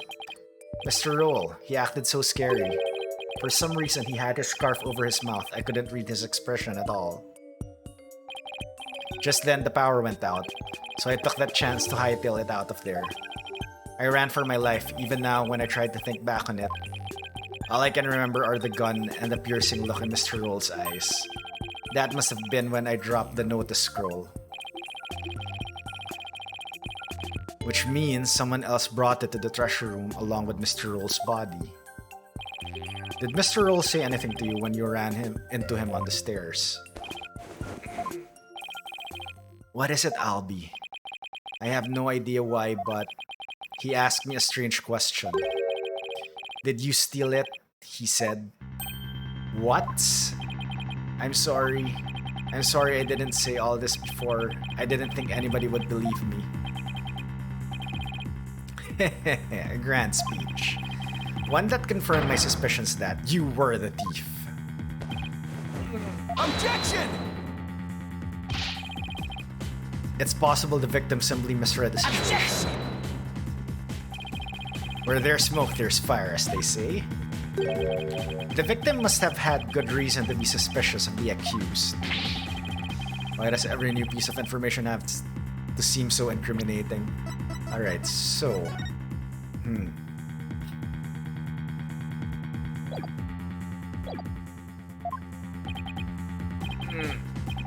Shadu. What do I do, Shadu? And what better reason to suspect the boy than seeing the treasure box in his hands? In the course of his rounds, the victim must have noticed that the treasure had been stolen. And then just after that, he ran into the accused Albie or guide. No, that's not what happened. Therefore, the one who stole the treasure and killed the victim can be none other than the accused. Ah! What came out of the bag? Oh, is that the puppy?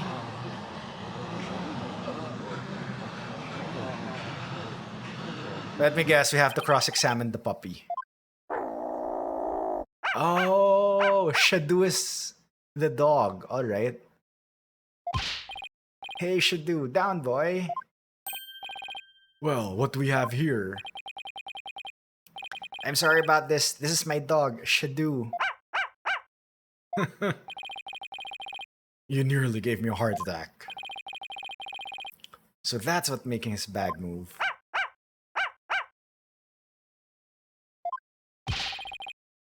Can't you quiet that yappy mutt down? Shadu says that Mr. Roll made a mistake. You can understand him. Don't tell me this is a surprise witness for the defense. I beg your pardon? You're not thinking of cross-examining an animal, are you? Oh. What a good throwback.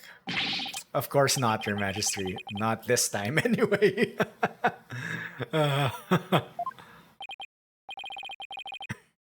Well, I'm glad to hear that. I thought I'd have to reassess my assessment of your sanity for a second there. I think I'd better reassess my strategy, and fast.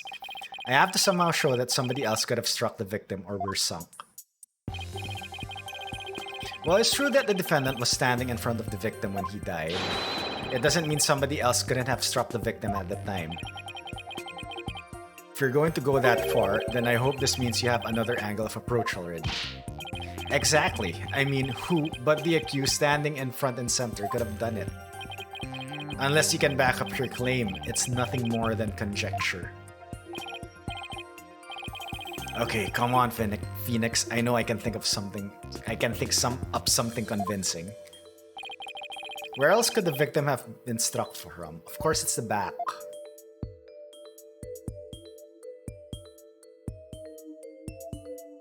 Take that! With the defendant standing in front of the victim, isn't it possible that the victim could have been struck from behind? From behind, you say? I see. Yes, I suppose it's not outside the realm of possibility. Good. Now at least I have some breathing room. But who do you suppose it could have been? Oh, the true culprit, naturally. The one who actually committed the theft and murder. The true culprit? And I suppose you have a true timeline of events to go along with that? I should have known I'd had to explain everything. Alright, if we assume the true culprit struck the victim from behind, then that means...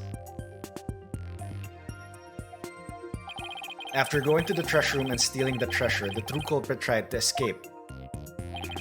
But then Mr. Roll appeared making his rounds. I imagine the culprit then quickly hid in the storeroom at the other end of the hallway. Heh. You're grasping at straws, Mr. Wright. Admit it, you have nothing but baseless conjecture. I'm going to look for something to base it on right now. I'll be. When you ran into Mr. Roll in the hallway, was there anyone around in the storeroom area?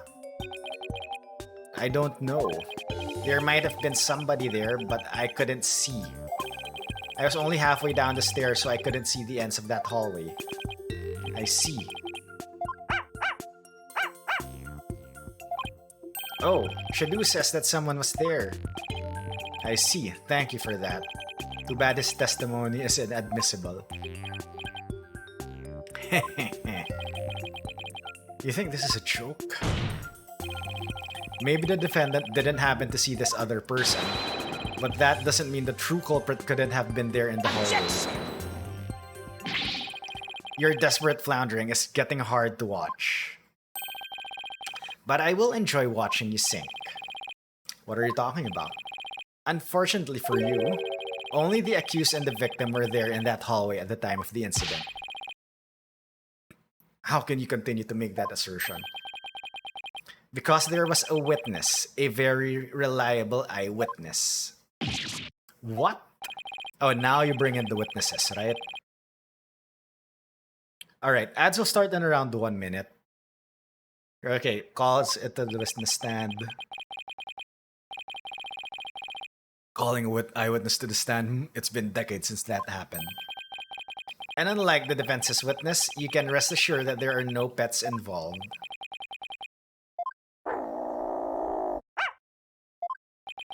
Very well, I'll allow it. And now for something we've not heard in quite some time. Bring the witness to the stand.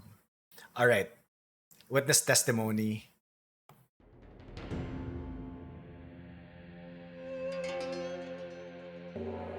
Oh, this is the culprit. Anyway, alright, we'll BRB for the actual witness testimony, so I will BRB and run ads. BRB. My hint would be use your head. Ha! Get wrecked, Sarah. Fuck!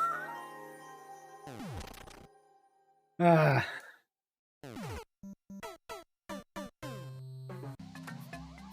So this is the safe spot, right? No, no, no, no. Sure!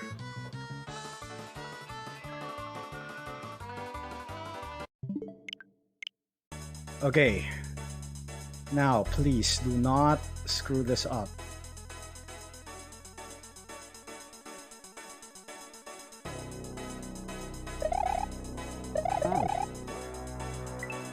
Told you not to screw that up. I am sorry I destroyed the comedic timing of that hint. So I will pretend, I will do my best acting job to find, to try to like go to that hint for the first time. Alright. Okay, haha, we found out that there's a fish here. Get wrecked, fish. I'm surprised there isn't a second fish. Okay, I fell to that trap the last time. I will not fall for it again. What is this? Mushroom. Where do you get a mushroom?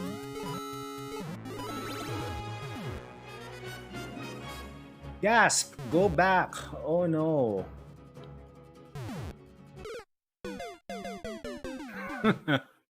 That was bad acting. I am so sorry. You know what? I can like just get in there right away. Why am I still waiting for that to like blow up?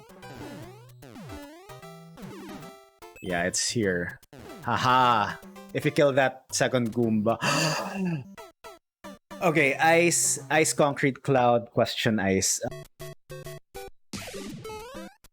Do not Greg! I Gregged. That was embarrassing.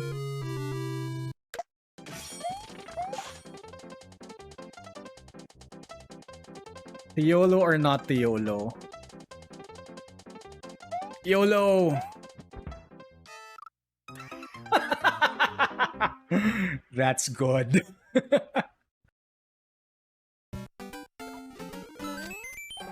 You know what? What if this is the answer? It's not. There's a door there. I think there's a door there.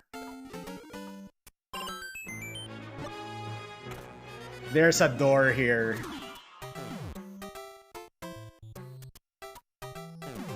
This setup looks so familiar again. You know what? Okay, fine. Pretend that I did not recognize the door. Let's go through the level.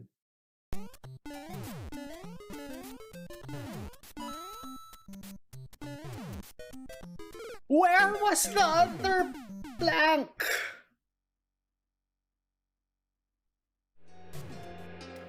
And we back. Alright, I guess basing from the cutscene earlier, I think we get to like hear the testimony of this guy. Looks like maked up Jesus.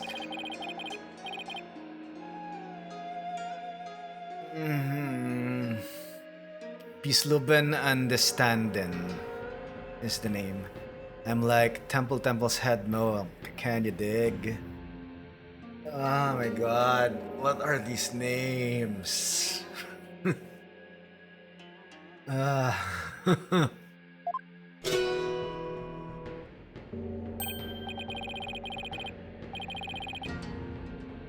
Oh, If it isn't Instructor Andy Standen, you're the eyewitness? Instructor? Not only is Mr. Andy Standen Temple's head monk, but he is also a renowned Damelan expert. Sorry to have to ask, but what's a Damelan?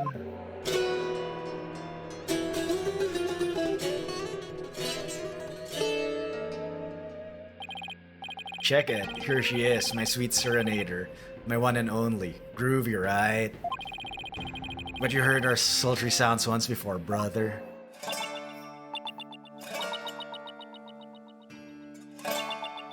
He looks so misplaced, like a tourist that didn't have money to go back home, so he had to find work. Okay, wait. When Dragon and Tiger battle...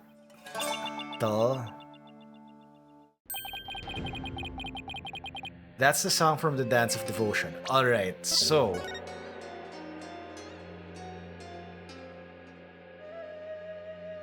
I have a feeling we're gonna get a contradiction with this. Right on, brother. The Song of Ceremony. Playing this tune together is a precious gig for me and my girl here, you dig? The Song of Ceremony, the song that was playing at the time of the murder. O Holy Mother, may the righteous sounds of my Damelan serve as my offering to you. Wonderful. A great performance as always. This is my thing, you know, my bag. I make instruments speak, baby.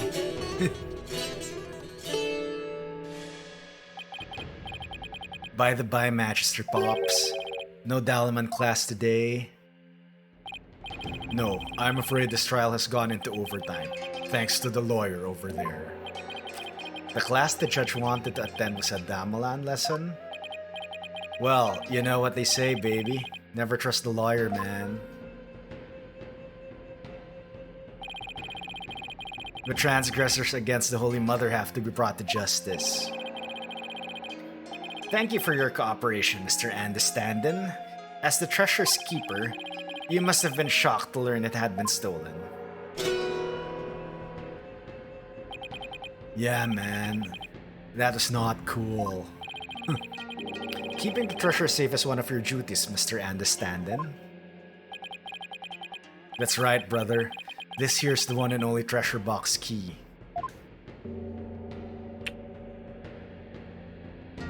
Oh, he wears it. And I keep it on me at all times, can you dig? Alright, so... this has been opened. And if he has the key... obviously... yep, he has opened it. Alright. Peace, love, and understanding. An eyewitness to this incident, Temple's head monk and a musician for the Dance of Devotion. He's 36, wow. The sneaky thief went and cracked open that sucker anyway. Total bummer, man. So that's the key to the treasure box, is it? You know it, baby. It's called the Magatam key, and it's a historical artifact to boot. It's been passed down from head monk to head monk at the temple. The Magatam key, huh? Magatam key added to the court record. And now, someone's jacked the treasure on my watch. It's a real buskle, man. Alright, okay, that's what it looks like when it's sealed. This is what it looks like when it's opened.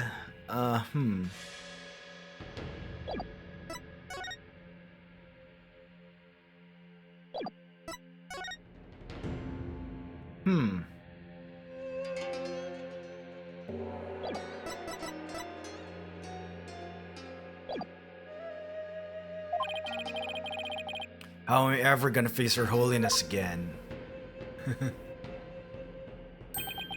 Oh, Holy Mother, please find it in your infinite mercy to forgive me. Please guide this lost and humble lamb. Why do I always get the far out ones? Mr. Understanding, you witnessed the accused and the victim heading to the treasure room? You know it, baby. Best believe I scoped that tiny transgressor. Would you please give the court your testimony regarding what you saw?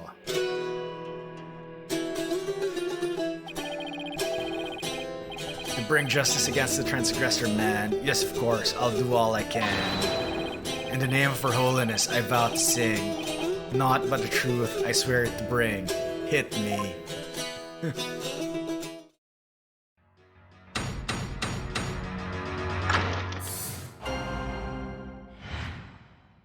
What I saw, baby. After the morning dance of devotion,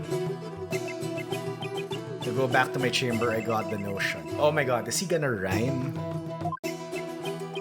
Don't you know my chamber's on the way? To the temple's treasure room, hey, hey. What the fuck? Any small footsteps I can quite clearly hear if anyone to the treasure room goes near. Abby was the only one. Abby was the only one.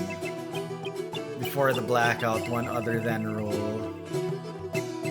Only Abby to the treasure room did stroll.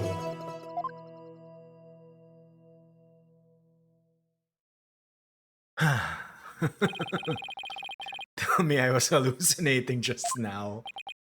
Like, can you believe Mr. Roll bit the big one after that? Harsh man. I share your sentiments. You were the one who discovered the victim's body, weren't you, Mr. Understandin? What? You found the body as well? He really is a key witness then.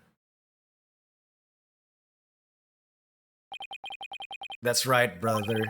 After the blackout, I went to reset the breaker and give power back to the people. The circuit box is near my chamber, so I'm always the man for the job, you feel me?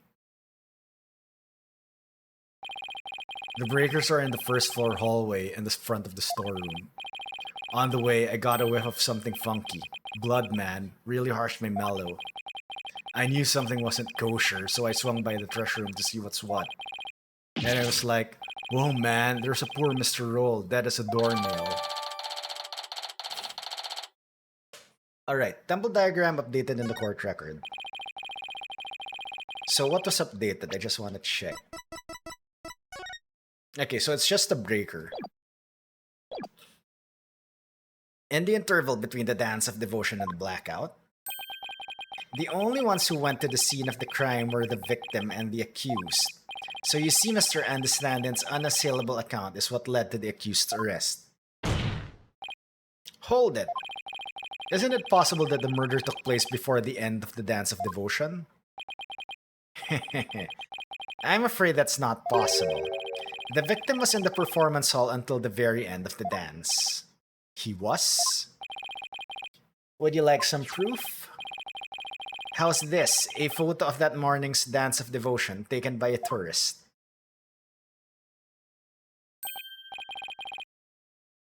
My, what graceful dancing.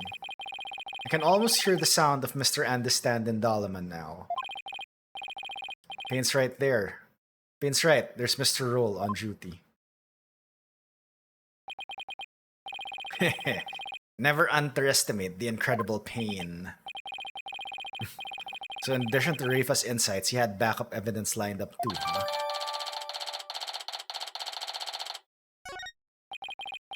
As head monk, my monks in training are like my own kids. Like family, can you dig it? I should have thought I'll be better, man. Before Her Holiness, the Holy Mother. Oh, Abby, confess your sins, my young brother. Head monk Understandin, I didn't kill Mr. Roll, so I don't have anything to confess to the Holy Mother. What? Bogus, little man. Your faith is weak like a wet paper bag. Are you feeling me? Spare the rod, hey baby. Spoil the child, not maybe. Please stop singing. I can't voice that. Her Holiness is magnanimous, son. If you confess your guilt, she'll forgive you in the Twilight Realm. I don't suppose she could forgive him in this realm first. Defense, please begin your cross-examination.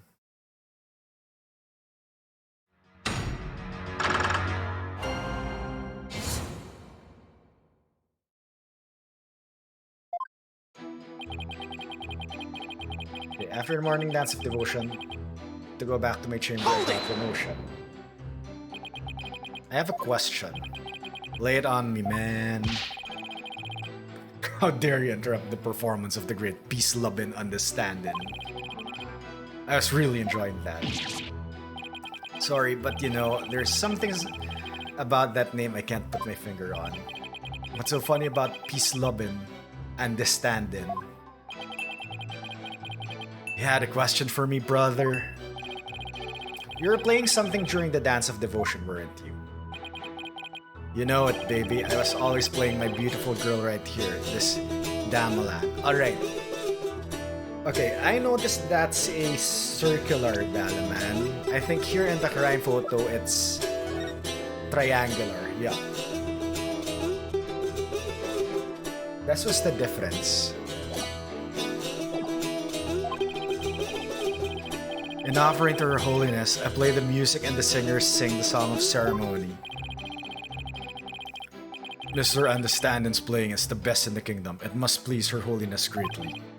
Now then, could you continue with your testimony, Mr. Understanding? For the Holy Mother, I keep on trucking. This Dalaman still needs some plucking. Oh my god.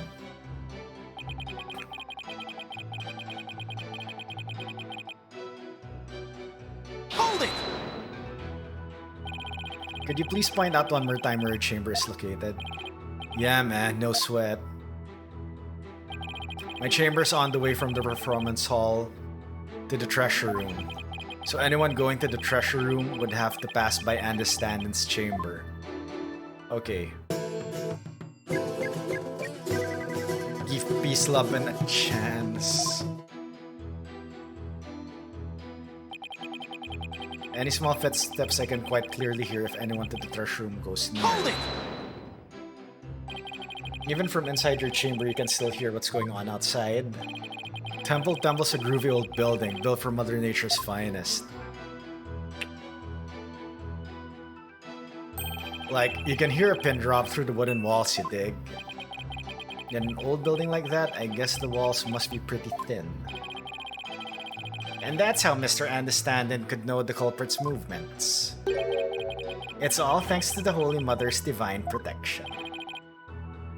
Right on, my man. I dedicate this testimony to Her Holiness.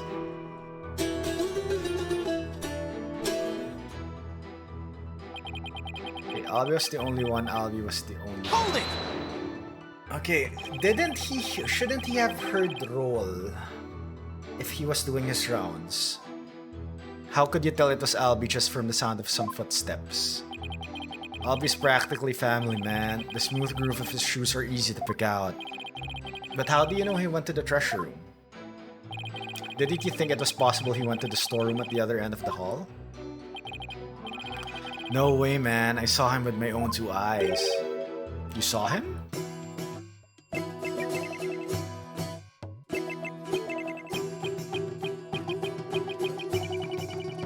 In the treasure room, this you can believe, my peepers peep the sneaky sneak Albie. And tell us where it is you stood, where you saw the accused, if you would. When I heard the footsteps, I looked out the window. Oh. Oh, okay. From my window, I can see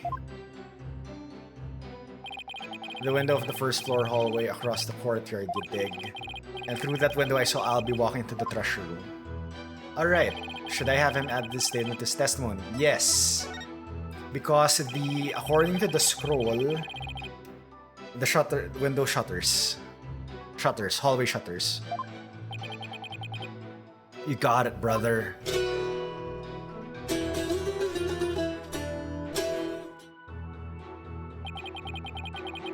Through the window, I did spy little Albie with my own eye. Hold it! Through the window, you say? That's right, brother. There's a courtyard outside the window of my chamber. Across the courtyard, I can see the window of the hallway to the treasure room, man. Judging from the diagram, I guess that's plausible.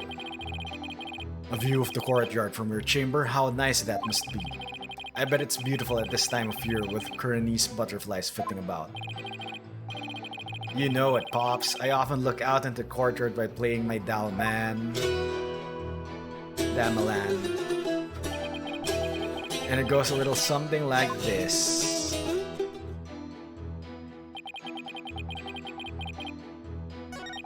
Okay.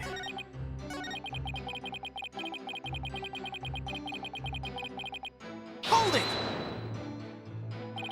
How can you be so sure that nobody else was there? Whoa, man. You lawyers are as uptight as they say. Isn't it possible that someone else could have snuck past? The answer, my friend, is squeaky wooden floorboards, baby. They make such a racket, not even the quietest cat could sneak by me, you dig? Yes, that makes sense. All of that just now was simply more of the attorney's unfounded suspicions, I see.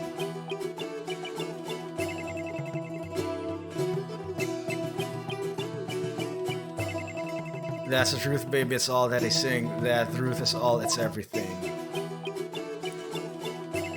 Words of wisdom, words of truth. Earn baby tooth forsooth phone book. Much thanks to Mr. Understandin'. Let's bring an end to the defense grandstanding. You're not stopping me until my client goes free. Wait a minute, why am I singing? Right on, even the lawyer's joining in, baby. Everybody's starting to feel the groovy vibe of my far out rhythm. I refuse to let him run this show. I think I found the flaw I've been looking for. And this stand was in his chamber on the second floor. But there was something that definitely should have been blocking his view. Okay.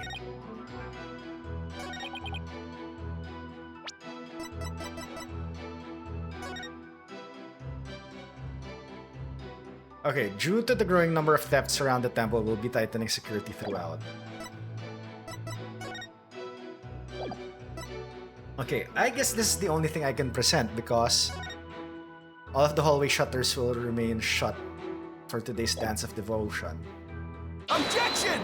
Yep. There's something off about that, Mr. Understandin'. My music is off. I'm sorry you feel that way, man. Maybe this vine ain't topping the charts where you're from. What's your poison? Orchestra? Jazz? Soul? There's nothing wrong with my ears, witness, but something's not quite right with your eyes.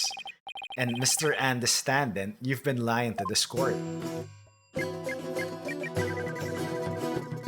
Now why would I lie? I got nothing to hide. Truth and truth alone is all I sing. Lying, y'all. Now, lying ain't my thing. I contend otherwise. Do you recognize this object, Mr. Understandin'? It's a temple notice, man. What of it? In this notice, the following instruction to the temple monks is written. All of the hallway shutters will remain shut for today's Dance of Devotion. What you talking about, Phoenix? I'm talking about the fact that from your chamber, you couldn't have seen anyone going to the treasure room through those shutters. God! Looks like you didn't get the memo. No way, I don't believe it, man. If you don't believe it, why don't you read the notice for yourself?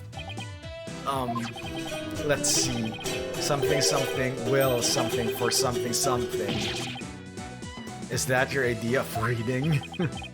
I'm not so hot at reading Kuranese, man. I usually get one of the other monks to read stuff for me, you know?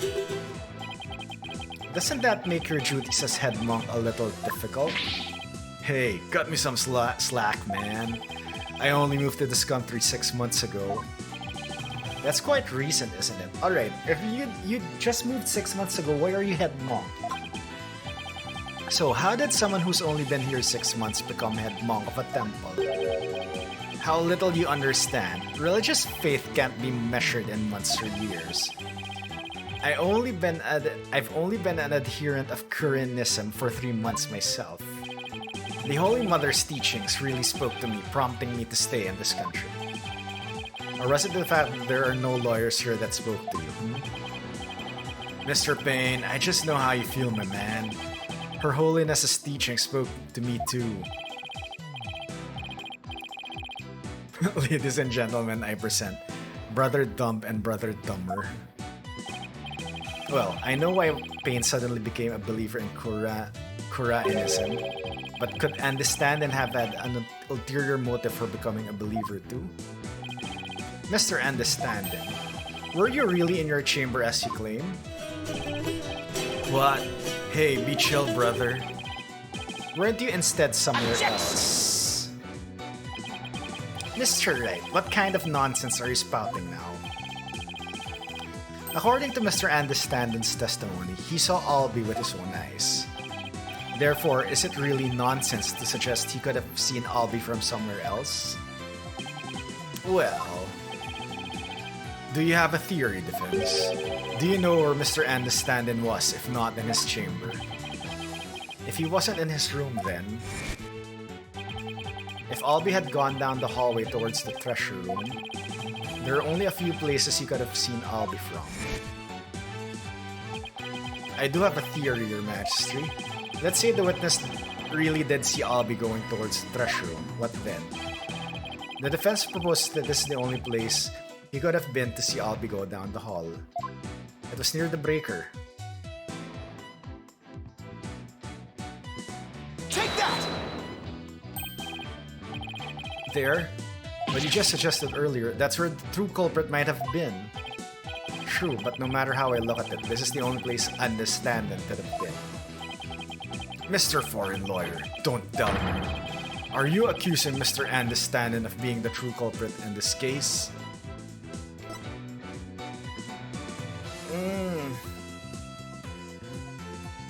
Save scum.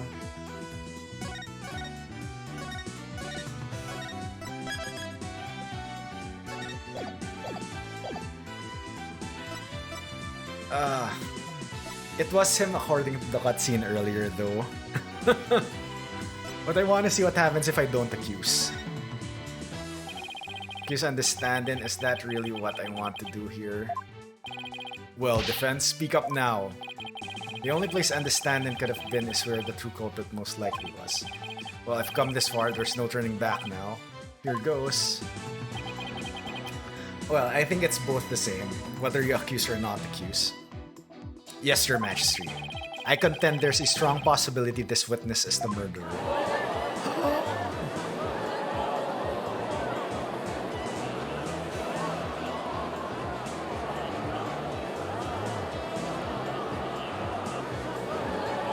Objection! How dare you be so disrespectful? First you criticize her benevolence's insights, now you accuse the head monk of murder? Objection! This is the only place the witness could have been. If he was here, he could have struck the victim down from behind and moved his body to the treasure room. That's nothing but groundless conjecture. And there's one more thing. Do you remember what was said in the opening argument? The opening argument? During that argument, it was suggested that Albie used his position as monk in training to get his hands on the treasure. That's right, and what of it? Well, why don't we try this twist on for size? The thief used his position as head monk of the temple to get a hold of the treasure. What? You joshing me, man? The key to the treasure box has been passed down from head monk to head monk. What better position to be in if you want to steal the treasure? You can't possibly be serious. Does this mean you're claiming that Mr. Understanding's oath of faith is nothing but a lie designed to get him close to the treasure? The witness hasn't been truthful in his testimony to this court, so clearly he isn't above lying. Did you swear to the Holy Mother that naught but the truth would you bring? In light of that, I don't think it's unfair to call your faith into question. Objection. This is ridiculous. Are there no limits to what this lawyer will say? I mean, lie is such a strong word. Maybe it was just a mistake.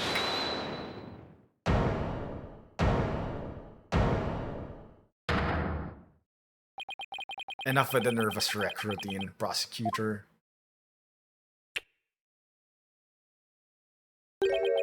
You're just embarrassing yourself, man. What? What was that, Mr. Understandin? Lawyer man, you really are the lowest of the low. You've gone and said something I can't forgive. You called my belief into question, my faith in the Holy Mother. And nobody gets away with that.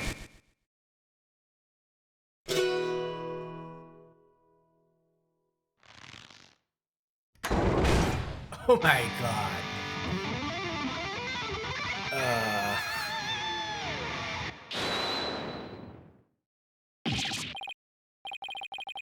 What on earth, that music? It's making my ears bleed. So your headband was like was an audio jack all along. And where did those speakers come from?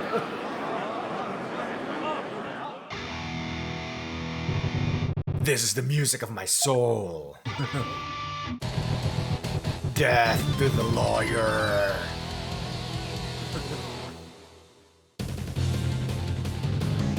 I'm the Twilight Messenger. Sorry, I can't like metal. Can't you tell? Gonna take this lying lawyer straight to hell. He's dripping with lies, running with Philistines. I'm gonna send that lawyer to the guillotines. Yeah. And now for something completely different. That blinkety plunk music wouldn't let me express my rage. Your rage, huh? Isn't the real source of your anger having your lie exposed? 10 over 10 Metal Psycho. You just don't get it. If I lied, it's cause you drove me to it. All sniffing around and suspicious and throwing out false accusations. Sorry, but as a lawyer, I'm afraid that's my job. Yeah, well, lawyers are crap. Keep making noise and I'll have to use my partner here on you. I'm the one making noise. Hey, so you want to know the truth, huh? Think you can handle the truth, do ya? Fine, let's see you try. Feel the heat of my brutal death beat.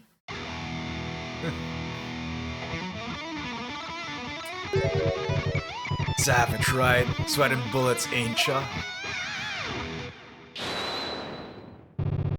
The screams of my soul are gonna make a mosh pit out of this peanut gallery. Oh my god. Did he really just win the court over with that performance?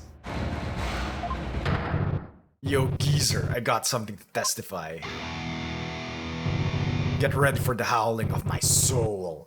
I call this chart topper soul screaming truth.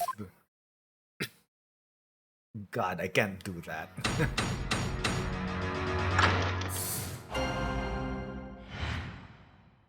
Okay, I won't like do the metal voice with this testimony. Priestess dance had come to an end. To the music storeroom my way, I did win. Death truth is what you dread. Hear me shred. From my spot in front of the storeroom, I saw Albie creep to the treasure room. And trailing from behind, hound on the scent, I saw Patrol after Albie he went. Me and my girl, innocent and sweet, back by the storeroom can't be beat. Oh my god, how many statements are these? Then out went the power, ticket to midnight, blacker than black is black, robbing outside. Yeah, baby, let that soul metal flow.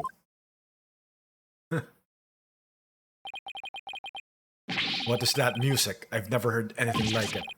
And it's so fast, it's making my head spin. This is Damelon Metal. Hey, you geezer. How are those ears ringing?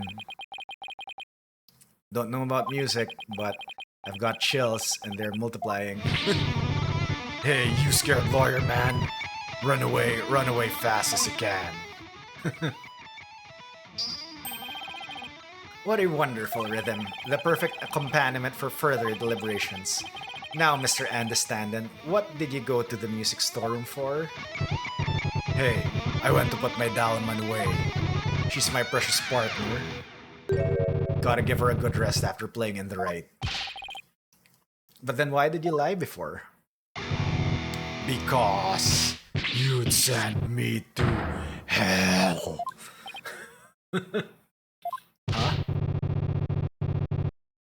We all know about lawyers and their lying lawyerly ways.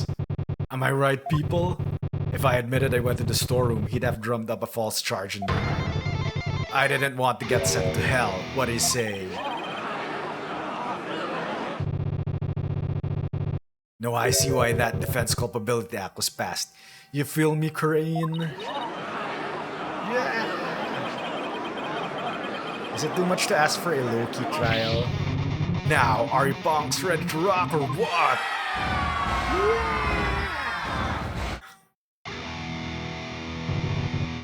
Oh my god, this is just the first trial and we've gone so over the top already.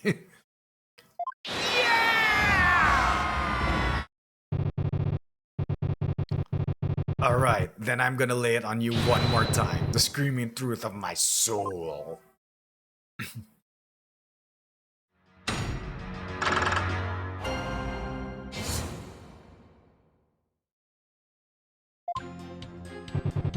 Alright, Priestess dance had come to an end. To the music storeroom my way I did win. Hold it!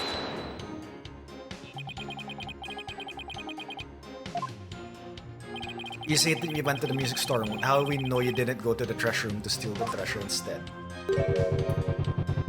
And on what grounds would you base that accusation? Got anything to show for it?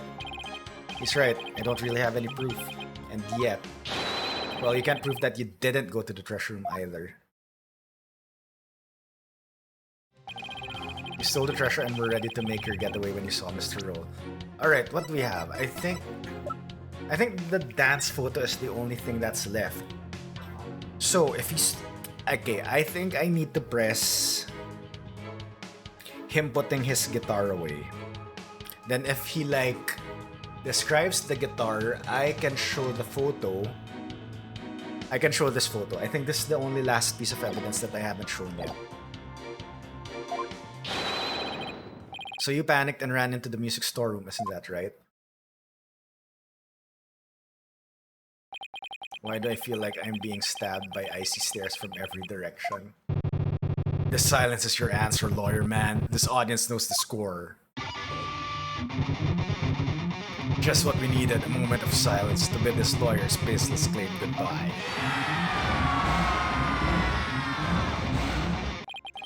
Why do they have to hate lawyers so much in this country? I said it before and I'll say it again, lawyer man. After the priestess dance, I went to the music storeroom.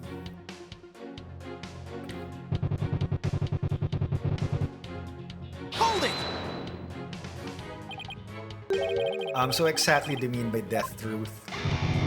It's the blade of truth that's gonna send your lawyer soul to hell. A sea of blood will be the last thing you ever see. Not sure I want to get what he's saying. Don't expect a bobblehead like you to understand. Either you get it and you feel it, or you don't. Simple as that. From my spot in front of the storeroom, I saw Albie crept to the treasure room. Hold it! How did Albie appear at the time? Come to think of it, he was glancing around all shifty-like. You could tell he was up to no good. Shady, I tell ya. What's that saying about people who live in glass houses? Well, he was about to steal the treasure, so it only stands to reason he'd look furious. Objection! The defendant admitted he was sneaking in. The defendant admitted he was sneaking in to see the treasure box. Wouldn't that be why he was looking around? What's that, people? Only the Holy Mother knows the truth, you say? Psst, wrong. Peace Love knows the score, baby. From my lips to our Holy Mother's ear, an artist only sings what he saw there. In other words, my reasoning isn't good enough for the good boy here. For God boy here.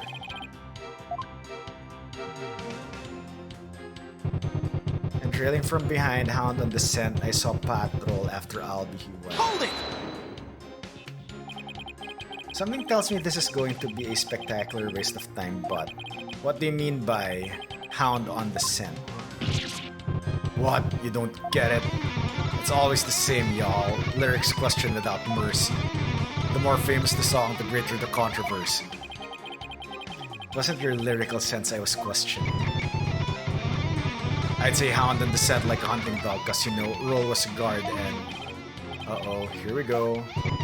The inspiration came to me suddenly like a flash. Hold it! That's okay, you don't have to explain your lyrics anymore. Hey, you're the one who asked. I knew I shouldn't have asked. Mr. Understand it, you're still in the stand, so please stick to your testimony. You can explain your lyrics to me later in Damalan class.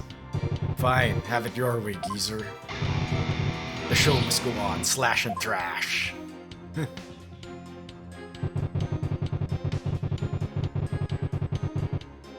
Okay, I think this is the thing that I need to press on. Hold it! What exactly were you doing in the music store?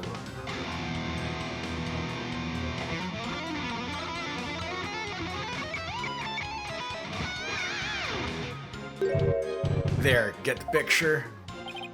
Picture? What picture? Mr. Understandin is requesting that you not ask him the same thing over and over. Hey geezer, you got it in one, take a bow, baby. What was I doing in the music store, you ask? I already told you. I was taking care of my partner in crime, getting ready to put her away. But see? Would you believe it? Then out went the power, ticket to midnight, blacker than blackest black, robbing all sight. Hold it! Where were you when the power outage occurred? Like I said, I was in the music store room. My girl had been sounding a little off, so I had to get her back in tune. Isn't it true that you were actually in the hallway at the time? The hallway, you say? Why would I be in the hallway? You were waiting for Mr. Roll to come back from his... or Miss Patrol of the treasure room. Now that he discovered the treasure had been stolen, you were going to kill him. I can't do the metal voice anymore. Lawyer manager is always so full of bull. Wow, he said bull. Spewing noxious lies and bull in the bull. Filthy liar through and through. I ain't never ever gonna forgive you.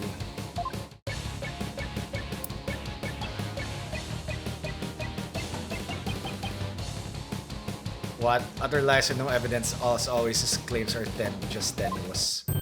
Hey, nice prosecutor, I'm picking up what you're throwing down. Someone stop their jam session, please. You've made your assertions clear, defense, but your argument is rather unsubstantiated. It's not good. Hehehe. What's so funny, Pislaban? Nevertheless, the possibility is still there. You can't deny the witness could have killed the victim under cover of darkness. You're forgetting one very important thing. It seems you've forgotten that the outage happened by chance, not design. Oh, that's right. Oh, that's right. I did forget about that. It's not like the witness planned the outage so he could take advantage of the darkness. And without darkness, it would have been hard to sneak up behind Mr. Roll and kill him. You're right. Even I would notice someone coming up behind me. Well, defense, what do you have to say about that? What can I say about that? Mr. Wright, your claim is completely without merit, unless you want to argue that the witness somehow magically made the outage happen. Well, maybe not magically, but wait, that's it. I contend the witness could have made power outage happen. with no magic necessary. He could have controlled the breaker. He could have pulled and turned it off and turned it on. You have a theory, Defense? All he had to do was make use of something shown in this diagram. The breaker. Duh. Take that! The witness was in the storeroom. The circuit box is on the storeroom end of the hallway. There's nothing really magical about turning off the breaker, what did you say? Nice try, but that theory doesn't hold water, lawyer man. And why not? You're saying I turned the breaker off and then snuck up on Mr. Roll and hit him? In pitch black darkness with no source of light whatsoever. Is that what you're saying? Ha ha ha ha. With the lights off, that hallway is blacker than 100 midnights. You can't see the hand in front of your face. How could anybody commit murder like that? Unless it was somebody standing right in front of the victim like the accused. Okay, it's the glow-in-the-dark thing. Well, maybe the victim was holding something that served as a guide. A guide through the darkness? Something? That's more than a little vague, wouldn't you agree? You ain't gonna move this room with a half-baked hunch like that, bro. You gotta hit him hard, really make him feel you hear me? Just like my verse, baby. Woo! Well, I'm afraid I don't understand the witness's lyrics very well either. But in a trial, your arguments have to be clear and precise. Let's see some of that clarity and precision now, Defense. Uh-oh, what do I do? Can you present to us something that could have served as a guide through the darkness? You can. It's the treasure box. Yes, I can. Because there has to be something. Alright, let's see what you have, Defense. What could the victim have been holding that served as a guide through the darkness? Take that! I believe the victim was holding the treasure box. Huh? Have you gone mad? Well, the box glows in the dark, so you could use it as a sort of beacon. Well, I guess you're right. But why in the world would the victim be holding the treasure box? Oh well, because...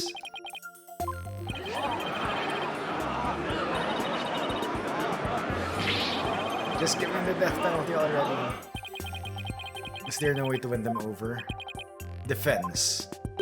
Are we going to be needing those tongue shears after all? No, your majesty. Yeah, man, do it. Then we can jam out to this lawyer's shrieks of pain. Better get those screams of agony out now, lawyer man. While you still have a tongue to scream with. I guess I'd better come up with a reason. No pressure or anything. As to why the victim was holding the treasure box, it can easily explain as thus. Brain, don't fail me now.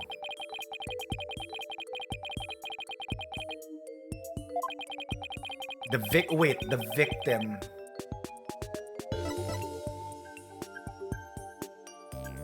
Wait. The victim was holding the treasure box because he was...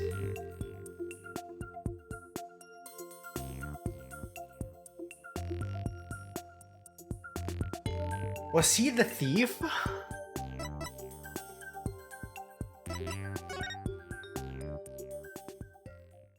It could be he was the thief. Alright, and probably the murder weapon was the guitar.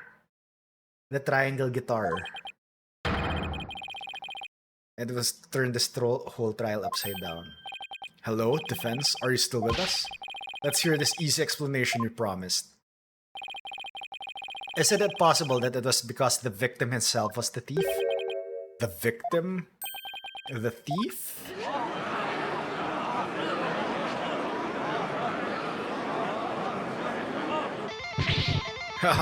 What kind of bull are you spewing now? Your Majesty, this guy's off his rocker. If the victim was the thief, everything we've learned so far would all make sense. And it would give us a completely new way to interpret the victim's actions. After the morning dance of devotion, Mr. Roll went to the treasure room. He grabbed the box that contained the treasure and started to take off with it. But then he ran into Albie on the Great Stairs. Oh, that's why he had his face covered. That's why Mr. Roll pulled his gun on Albie. Then when the blackout occurred,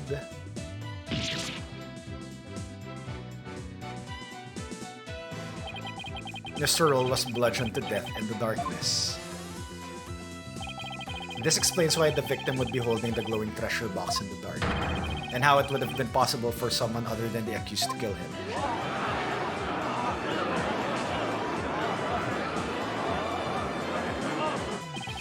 Do you have any idea what you're saying?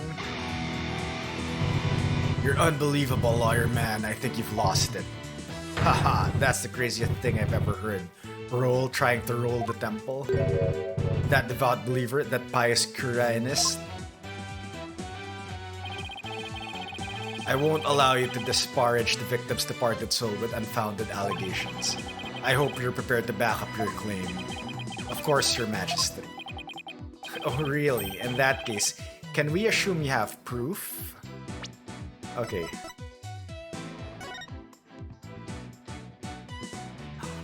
Alright, it means that it wasn't the murder weapon.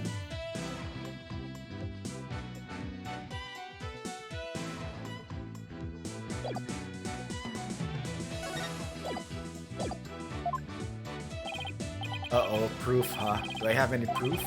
But I can't back down now. Yes, I have proof. In my dreams. The proof that Mr. Roll was the thief may have been left behind on a certain piece of evidence. Very well.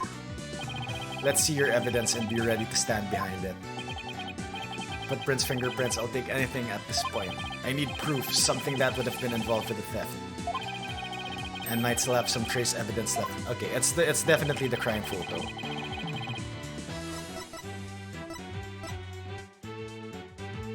Take that! Oh my god, this is not it. Whoops, looks like I got it wrong. Perhaps you would like to examine this penalty instead. Oh my god.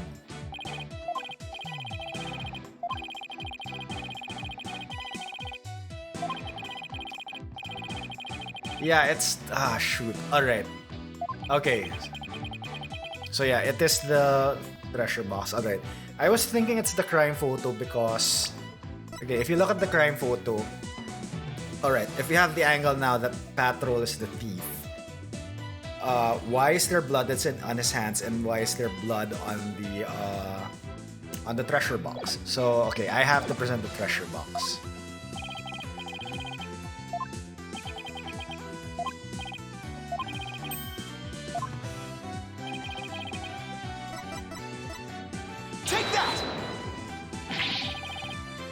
The treasure box. There might be trace evidence on it that would show the victim had held it. Might? You'd better hope you turn up something more definitive than that defense. Yes, sir, Your Majesty. Very well. Bailiff, bring the treasure box.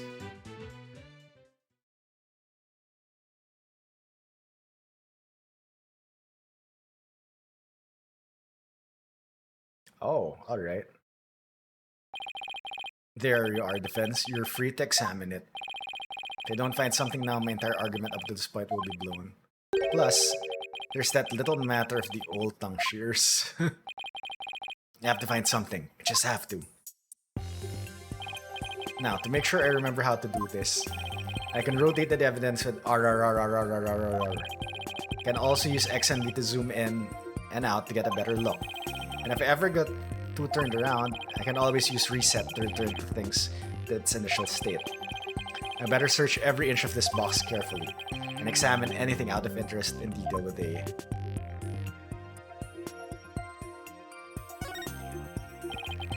So this is where the Founder's orb was, huh? I doubt there's any trace of the orb left here now. Although I don't really know anything about the orb, so who knows?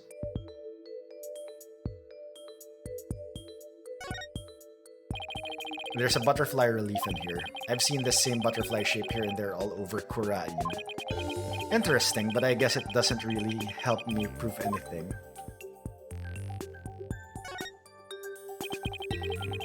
The victim's blood. Did the blood get here when the victim was struck with this box? Or did it splatter onto this box when the victim was hit with something? I guess I can't really tell just by looking. The lid of the box was forced open. But while the victim was holding the box, the lid must have been closed. I'll try closing the lid too.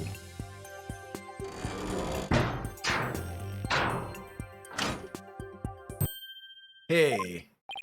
What? You son of a... You locked it! So? What's the big deal? I thought you can open it with that key you're wearing.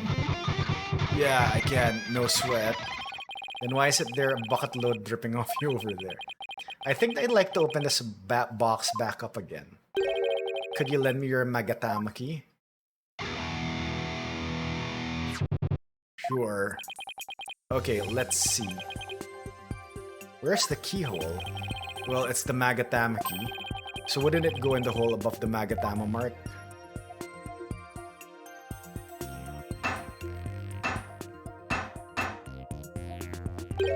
Huh?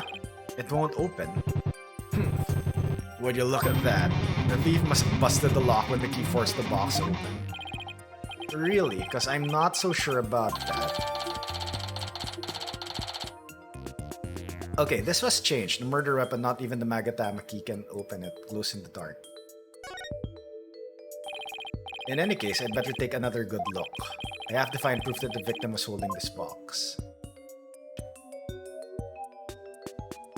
Alright, look at that handprint. This blood stain. It shows the outline of a hand. Could this be what I've been looking for? Your Majesty, take a look at this. There's a blood stain here that outlines the shape of a hand. Really? Let me see that. Oh my, you're right. Now I'm getting somewhere. I believe the blood stain is an outline of the victim's hand as he was holding the box. What? Even as he was being struck, he held on tight to the precious treasure box. After all, he'd gone through a lot of trouble to steal it. The blood from his head wound splattered across his hand and into the box. Your Majesty, don't let yourself be taken in. It's just more of his loyalty. I didn't see the last word. What do you mean? Hehehe, Mr. Wright. Where is your proof that the outline is that of the victim's hand? Okay, we have the crime scene photo.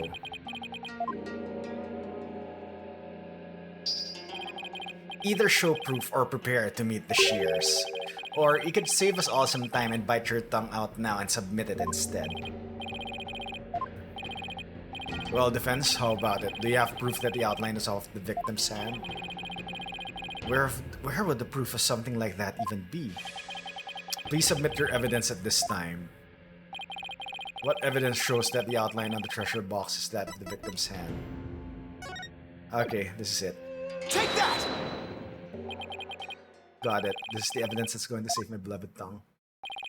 Mr. Payne, despite your claims about my forked tongue, it just so happens I have the proof you require. You do? It's right here in this crime photo. It is? Where? Please point it out. What proves that the bloodstain outline on the box is that of the victim's hand, you ask? It's the victim's hand itself. Take that!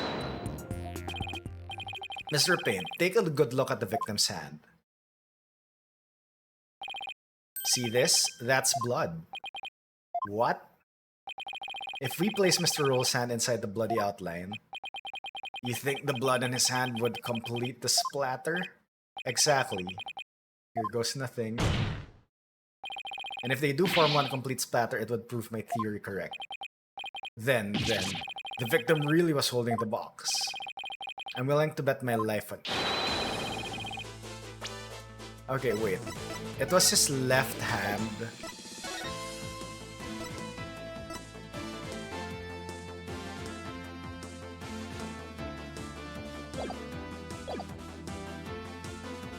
Okay, left hand, yep. You can't be serious.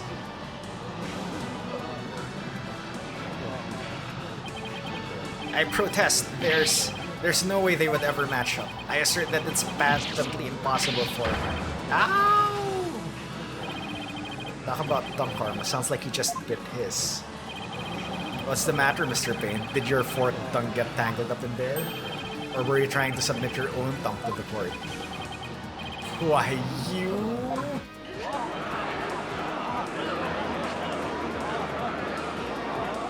Alright, ads will start in 30 seconds, but I'll just let it run because, yeah, we do need to go on with this trial. Apparently not everything out of the defense's mouth is a bluff. Of course not, Your Majesty. This tongue doesn't lie. The detail on that speaker back, I know, right? With all the RCA jacks. Never has to know it really was a bluff. No, not Mr. Roll. I can't believe it. I'm so sorry, Albie. I know it's upsetting news. He must have needed the money badly, probably to support his family. After all, he even gave up his dream of being a monk to help them. Oh, so that thing Mr. Roll would say to me. Albie, you train hard to make sure you become a monk one day. Don't end up like me, he'd say. Yeah, he was probably warning you not to end up a thief. Mr. Roll. Objection! Now wait just 1 minute. If the victim was the thief and he was holding the treasure box, then that means Mr. Roll was holding the murder weapon when he was killed. Oh, that's a very good point. It doesn't make much sense, does it? If the victim was holding the treasure box, it couldn't have been the murder weapon. Which means the real murder weapon must have been something else. The real murder weapon was something else? The blood was thought to have gotten on the box and the box was used as a weapon. But it turns out that wasn't the case. The blood splattered onto the treasure box the victim was holding. When he was struck with the real weapon, that's what's really happened. Isn't that right, Mr. Understanding?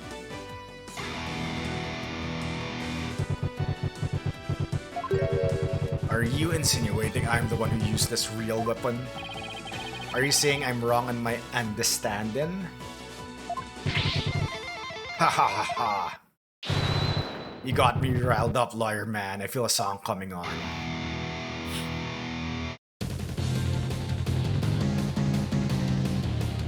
Looking for a weapon that just doesn't exist. Pathetic lawyer man dropped into the abyss. Despicable lawyer man, you make me sick. You can disappear just like a magic trick. Worthless lawyer man, done in by weapon. For you, miserable lech, hell doth beckon. Yeah! I know I don't need to remind you, defense, that your life is on the line. I know, Your Majesty.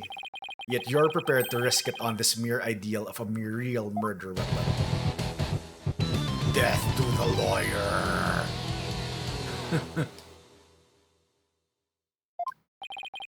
This is it, the moment of truth. Can't back down, not now. Yes, Your Majesty, I am. I'm confident the real murder weapon does indeed exist. That's a bold claim, Mr. Wright. Now let's see you back it up. Show us which piece of evidence points to this real murder weapon. Gladly. That's a sign you could get behind. Yo, JR, what's up? Welcome on in, buddy. I knew which one it was. What would somebody like understand and use to bludgeon someone? Now then, defense, please submit your evidence to the court. Yeah, let's see it. Let's see this thing that shows the real murder weapon you say I used. Okay, the only thing... Could he have been stabbed by the key?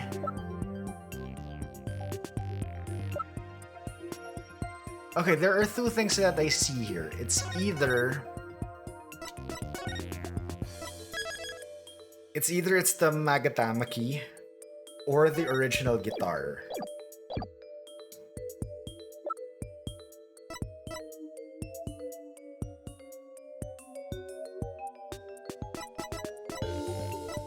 Okay, what does the autopsy report say again? Cerebral contusion from a head injury. It didn't say he got stabbed by the key. Okay, I still have penalty left. That's what's gonna do me in. Okay, it's not that. I hardly think that piece of evidence has any connection to a murder weapon. And I contend that it does, Your Majesty. At least that was my impression. I don't know though. Your mileage may vary. Our lying lawyer here appears to be confused. His forked tongue has gotten so tangled even he doesn't know what he's saying anymore. Uh-oh, I definitely should have thought that through a little. Perhaps it would be better for everyone if he were too tongue-tied to speak at all. Alright, okay, I think it's the guitar.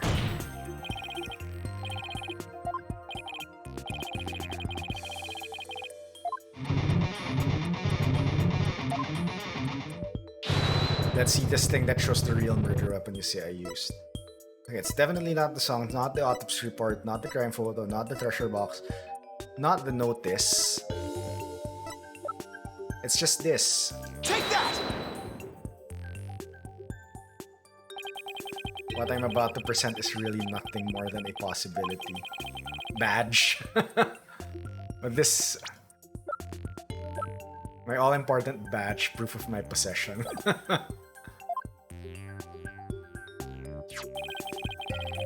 Allow me to direct the court's attention to this photo of the morning dance of devotion. That photo? How is that going to help you, Mr. Wright? There's something about it that doesn't sit right with me. Oh yeah? And what's this something? This thing here is odd, to say the least. It's his guitar. That should present it as the murder weapon. Take that! You could, like, pin him to death. Mr. Understanding, why is the instrument you're holding different from the one you're playing in the photo?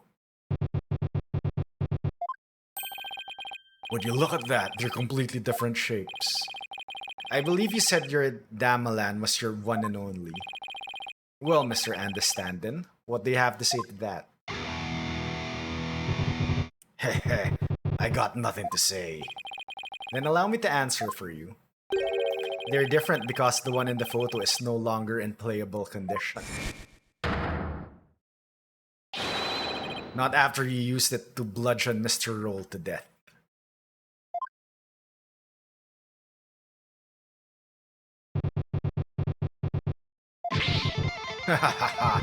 My old partner wasn't doing so hot, so I brought her sister along, that's all.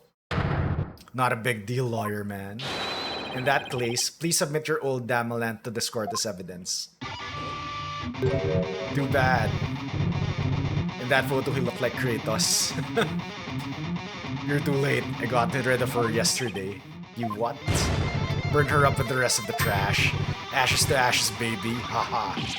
No! He's already destroyed the evidence. And I see more trash right here in this court that needs to burn in the fires of hell. Lawyer trash. Ha ha ha ha. Now there's no proof to show. Oh, come on. That is pathetic. Your agony can sound better than that. Or is that great scream of yours? This can't be how it ends. I think I've heard enough. You're trash, dude. Toss me in. No, JR, you aren't. Come on. It seems the defense is unable to produce the evidence it needs to prove its assertion. But, Your Majesty, that's only because the witness destroyed it. Evidence is everything in court. Don't tell me you've forgotten this most fundamental principle of our profession. Without sufficient proof, your claim that Mr. Understanding is the murderer is no more than conjecture. Ah.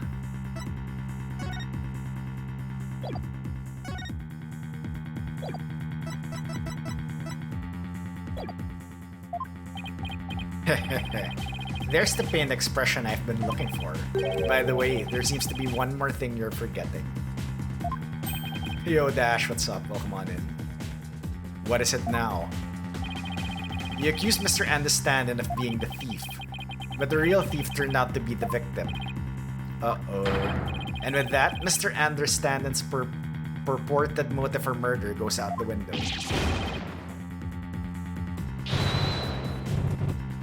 Great point, prosecutor. You tell him in. If I'd been there, I would have just collared Roll and gotten the treasure back. There wasn't any reason for me to kill him now. Was there?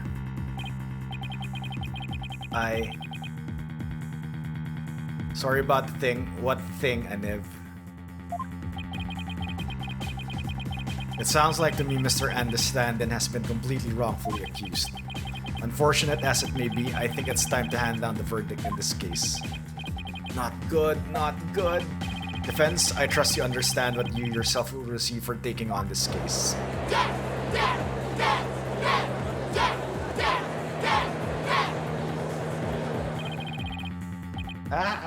What do I do?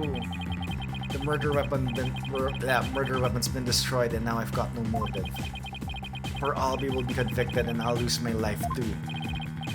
Mr. Wright, you've wasted this court's time and disparaged everything we hold sacred. We should charge you with lèse majesty in addition to the crime of abetting the accused. Yeah, you should pay for desecrating my good name. Bye-bye, lawyer man. Time for you to do some repenting in the Twilight Realm. This guy's guilty as sin, I just know it.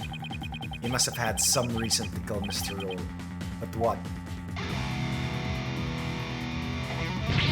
Come on, people, let me hear you scream and shout. Time to take this lawyer trash out.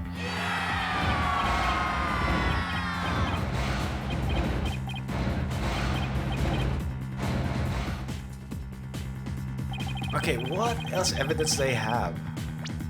This is my only thing. When Dragon and Tiger battled the fountain. When the butterfly and... Okay, this is the only thing I have left that I haven't presented. I shouldn't be trying to figure out what Understanding's motive was. I should be thinking about what kind of situation would give him a motive. Did you steal it? He said.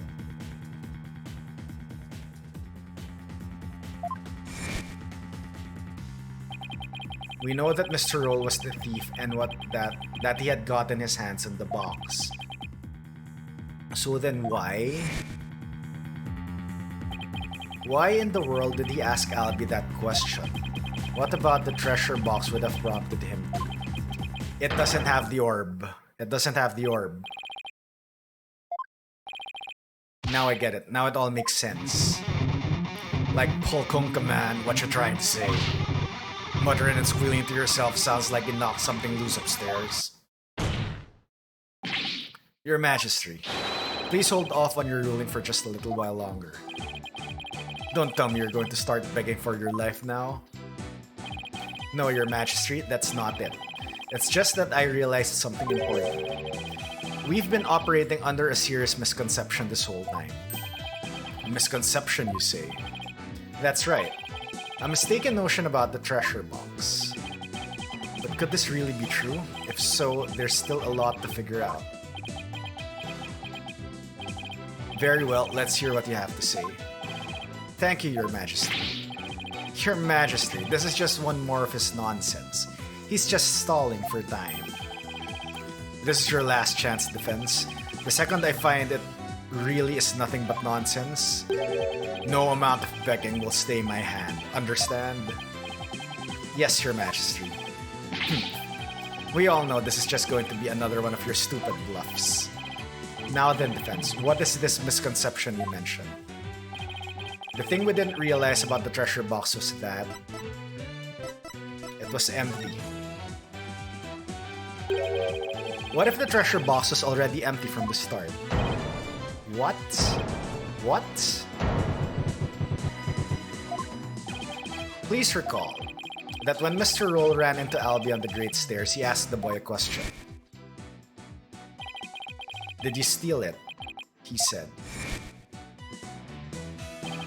Also recall that Mr. Roll was holding the treasure box at the time. So why then did he ask Albie the question that he did?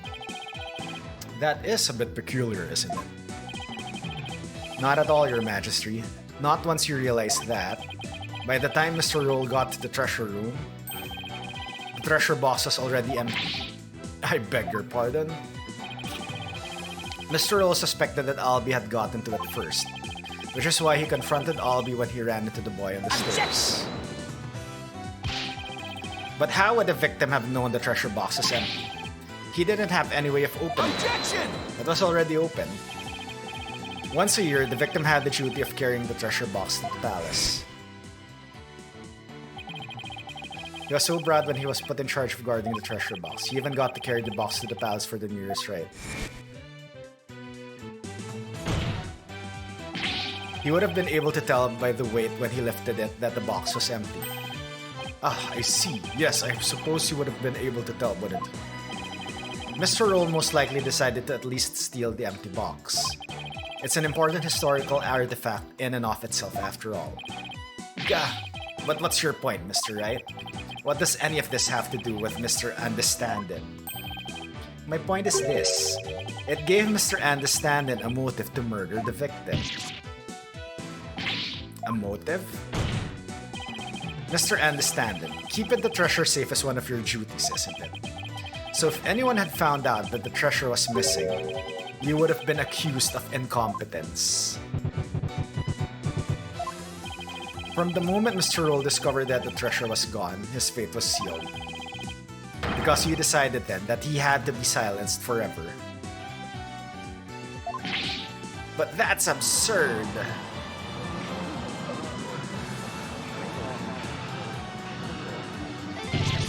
Ha ha ha ha ha ha. Can you believe the stuff that comes out of this guy's mouth? This is all just a colossal joke. So then, what really happened to the treasure? It had been stolen long before this incident occurred. By Mr. Peacelab and Understandin himself. Mr. Wright, will you stop at nothing to accuse Mr. Understandin? Your Majesty, please don't listen to these trumped-up charges the defense is grasping. Objection! The treasure box can only be opened with the key Mr. Understandin holds. Who else could have stolen the treasure? As I said, the accused stole the treasure by forcing open the box. Your Majesty, I call for a swift ruling. I'm not ready to give my verdict yet. What? The defense has successfully presented a new possibility in this case. Yes, finally, a tiny shred of hope. Mr. Understandin, would you care to make any statements in the response to the defense's claims? Rah!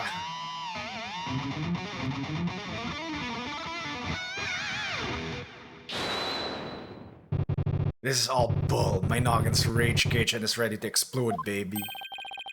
Instructor Understandin, please calm yourself. I'm not gonna take it. No, I ain't gonna take it. I dutifully watch over that treasure with pride.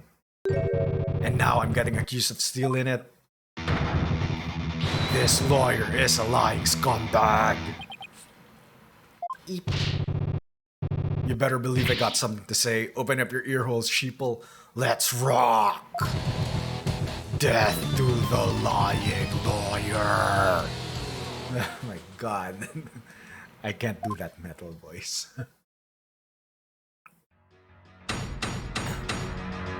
More testimony.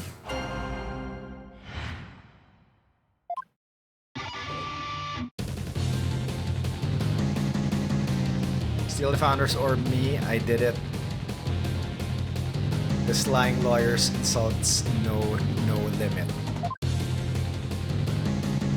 All this time I guarded the orb faithfully. Sacred duty to the Holy Mother, easy to see. Hands unclean, the accused did the deed. Forced the box open, no key did he need. Lying lawyer, condemn him to hell. Kick him, throw him into a prison cell. Okay, at least it's only 4 statements.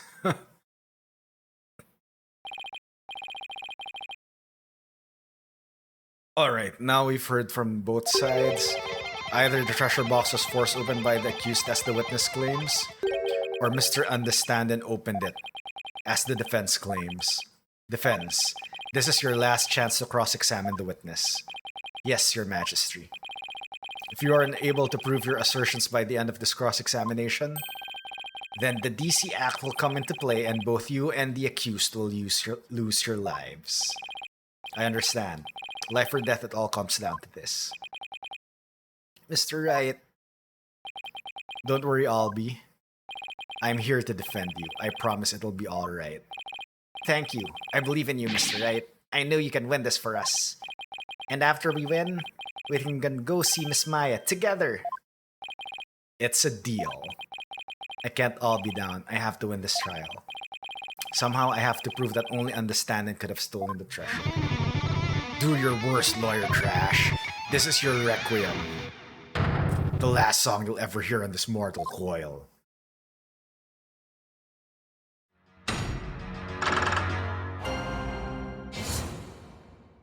Lying lawyer. Okay, steal the founder's orb, me, I did it. This lying lawyer's insults no limit. Hold it! Okay, but the argument that the orb was already gone before the murder fits all the facts. It's no use even talking to you. Where's your proof that I stole the orb? Huh, lawyer trash. Okay. Not even the Magatama key can open it, glows in the dark. The soul key for opening the treasure box. Alright.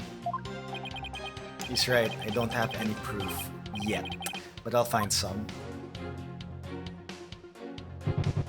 All this time I guarded the orb, faithfully sacred duty to the Holy Mother, easy to see. Hold it!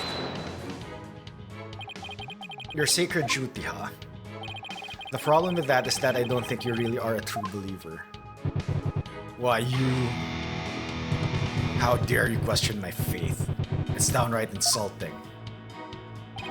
I'm not trying to insult you, but I can't suspend logic either. You wormed your way into the temple with the intent of stealing the treasure, didn't you? I've had all the insults I can take out of you, lawyer trash. But you're the only one who can open the treasure box. You just keep on arguing the same old lie. I sing the truth, hear my battle cry. Hands unclean, the accused did the deed, forced the box open, no key did he need. Hold it! The defendant didn't force the box open, that's a lie. In fact, you're the one who opened it, isn't that right? Come on, you just saw for yourself, didn't ya? The lock was busted on account of the box being forced open. Oh yeah? Well, there's your proof right there. Score 1 for the metalhead. Look, if the accused really did try to force open his way into the box, then how do you explain why the lock was busted and wouldn't open up for you earlier? How do I explain why the box wouldn't unlock earlier? Maybe there's...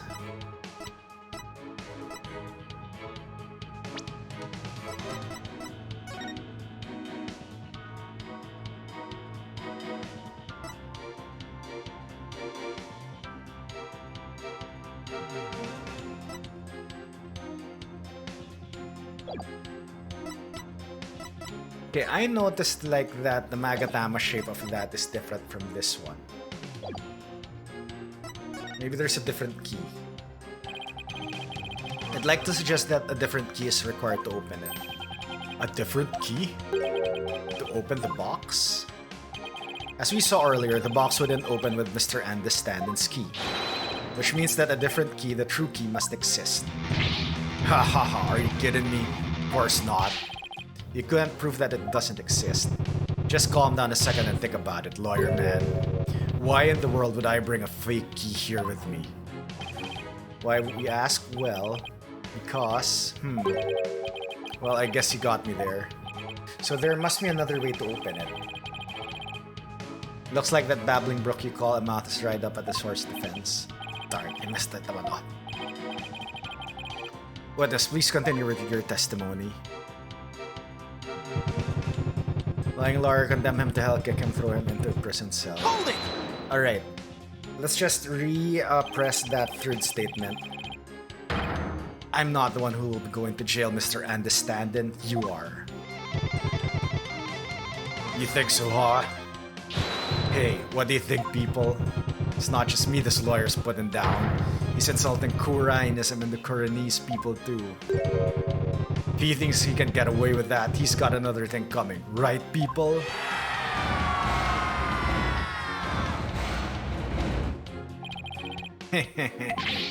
That's right. Disrespectful lawyers deserve to be removed post-haste.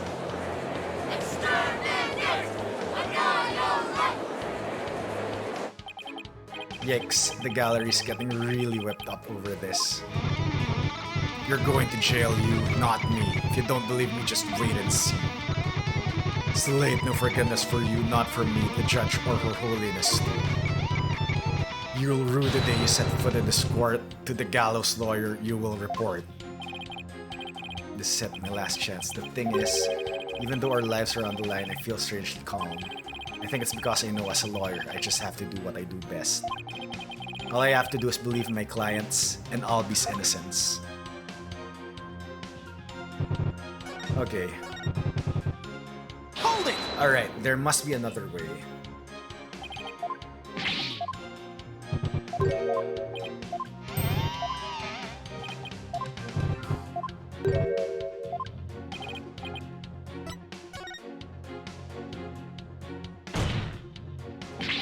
There's a different way to open the box.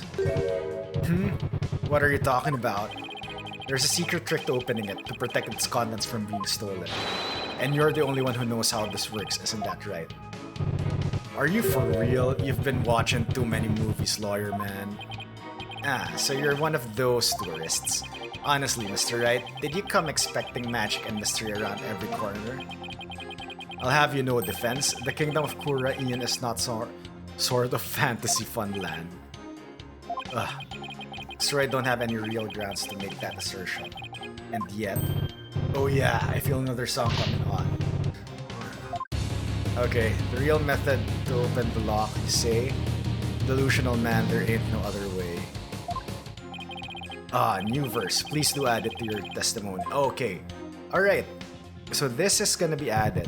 The real method to open the lock, you say? Delusional man, there ain't no other way. Hold it! Delusional, am I? We'll see about that. Well, the idea is that's called delusion. Mix up lawyer, drowning, and confusion. Indeed, the defense's sinful wrongdoings has made him lose touch with reality. Let's hear it. What'll it be? For this sinner's flight of fancy? Nothing, because I'm not the delusional one. I just know there's gotta be some secret trick to opening the treasure box. Oh really? And where exactly is the secret hidden? The secret is obviously hidden in...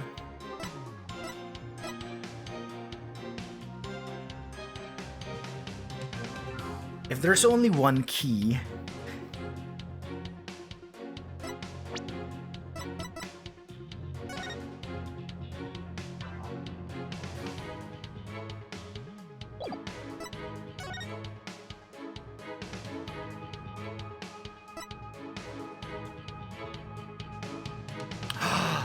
Alright, it's in the butterfly.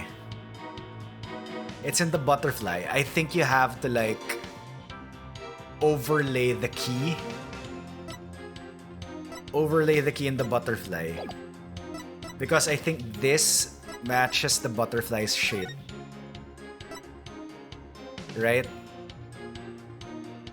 Does it? I think it does. Yep.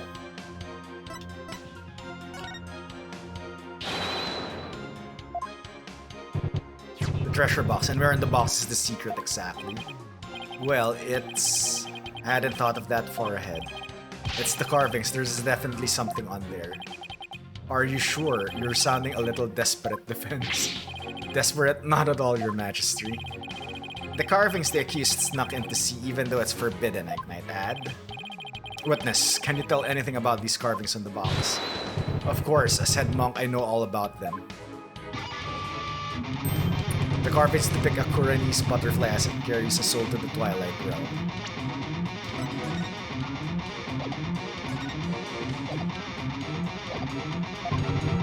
They were made in around the 7th century.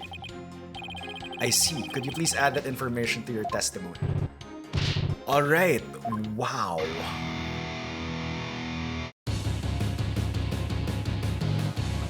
Gurney's butterfly from the 7th century carries the mitama, so elementary. Yeah.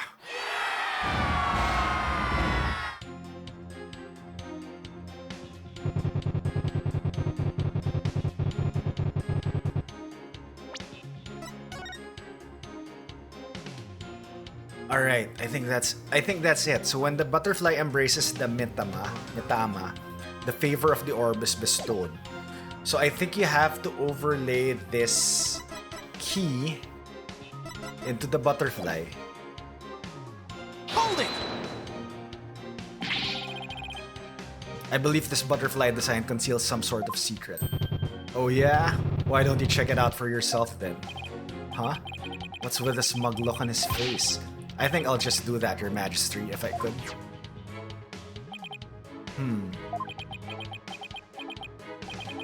Nothing unusual here. Well, defense, what have you discovered? I'm afraid I haven't discovered anything, Your Majesty. Here, I'll return it now. Told ya. Ugh. Then, in that case, there must be some secret trick to the key. Haha, now you're suspicious of the key, Arya? There's just no reasoning with this man. The accused forced the lock open, there's no other explanation. That's right, he desecrated the box by opening it without using this mitama key. Wait, what did he just say? I'll sing it as many times as I have to get it through your thick lawyer's skull. Only the mitama key unlocks the treasure. Force it and reap the founder's displeasure. Yeah.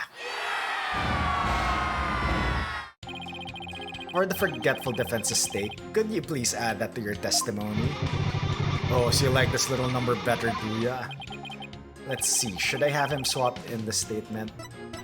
Yes, haven't changed it. I believe the witness just made or sang a very important statement. I would like it switched into his testimony. Very well. Witness, if you would.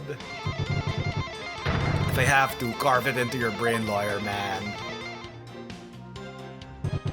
Only the mitama key unlocks the treasure, forced it, and reap the founder's displeasure. Hold it! This only case when it's like 3 or 30 minutes. Yeah, I know. Usually, first cases are an hour to 2 hours at length. But I guess with the over-the-top animations, it's dragging on too long. Oh yeah? What exactly is the secret trick? Okay, this is the same like...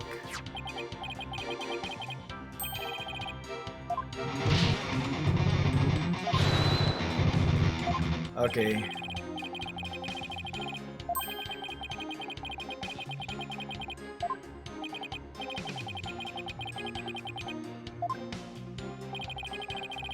Something odd about understanding's testimony just now. I think I'd better take another look through the evidence.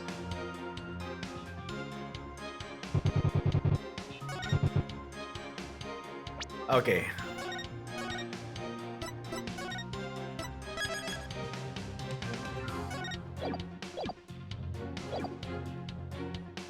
Okay, I think I have to present here.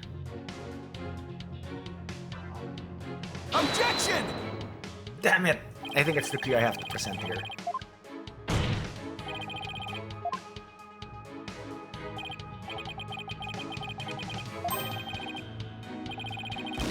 Okay, I thought it was the song. Because the song probably highlights it. Hold it! Ah, shit. Damn it.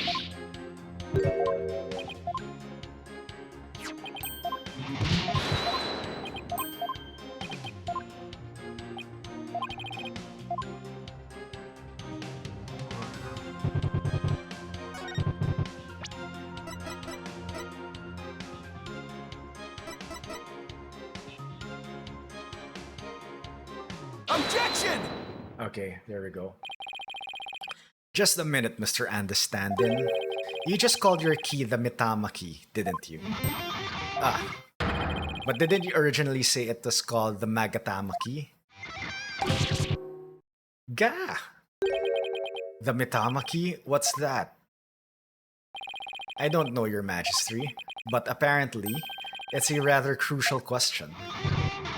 What? What's the big deal? So I said the wrong thing, so what? Simple slip of the tongue. An A for effort, Mr. Wright, but your grandstanding betrays your desperation. I'm afraid a small slip of the tongue like that adds absolutely nothing to your argument. What say you, defense? Is it an important detail? Judging by your understanding's reaction, I'd say it's everything my argument needs. Yes, Your Majesty, it's very important. This key is apparently not the Magatama key, but rather the Mitama key. And I believe this discrepancy holds great significance for the defense. No, man, just a meaningless mistake. Insignificant. You're riding the crazy train to nowhere, lawyer man. Your Majesty, please don't pay the defense any heed. It's all nonsense. To tell the truth, I'm not really clear on what the defense is driving at myself. However, I am eager to find out. What? Defense, you will explain yourself like your life literally depends on it, because it does. Now then, is the name of the key an important detail? Yes, it is an absolutely important detail. I think. Because the Mitama key is connected to the Founder's Orb. Yes, now I present the song here. I see, very well. In that case, please show the court the grounds on which you are basing this claim. The grounds, Your Majesty? You can, of course, show grounds, can you not, defense? Of course. What else can I say? I have to come up with something. Anything. Even if it's just a bluff. The Mitama key. Mitama. There has to be something somewhere that ties Mitama and the orb together. Don't keep me waiting, defense. What evidence shows a connection between the Mitama key and the Founder's Orb? Take that! What's that? The Song of Ceremony? All this time, the answer was right there in front of me. It's right there in the Song of Ceremony performed during the Dance of Devotion. Your Majesty, the Song of Ceremony tells of the treasure of the founder of Kura Inisin. But hidden within its lyrics is the secret behind how to really open the treasure box. Oh, holy mother!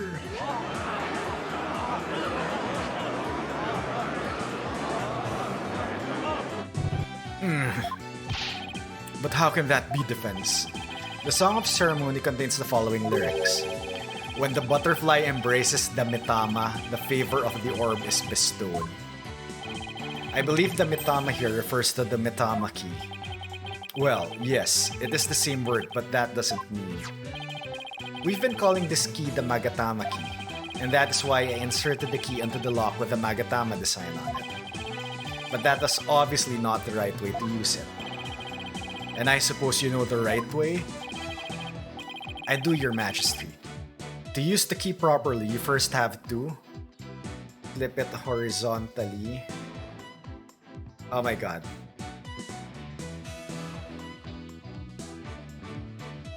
Vertically. Right?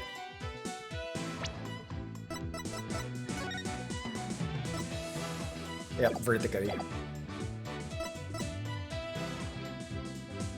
Horizontal is like that, right? Vertical is like that. If we turn the Magatama shape upside down like this...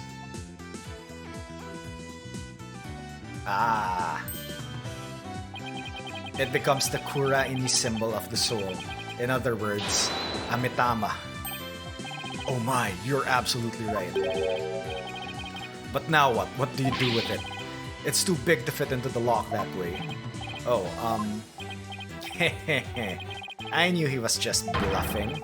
Bluffs and lies are the only tools of his trade after all. There must be some other place this key fits, but where? Let's see, what were the words to the Song of Ceremony again? When the butterfly embraces the Mitama, the favor of the orb is bestowed. Where should the Mitama key actually be used? Okay. Got it!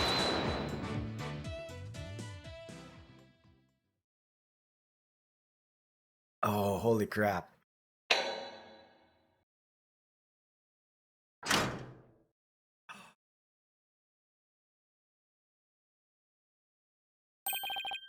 My goodness. The treasure box, it really opened.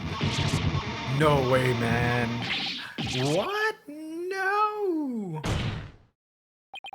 And that, ladies and gentlemen, is the real secret behind the Song of Ceremony. It is the true key to opening the treasure box.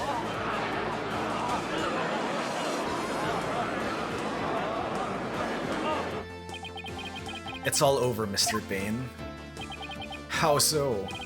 Let's say someone was fooled into trying to force the front-facing lock open. Sadly for them, it won't budge. That's because the lock is, after all, just a decoy.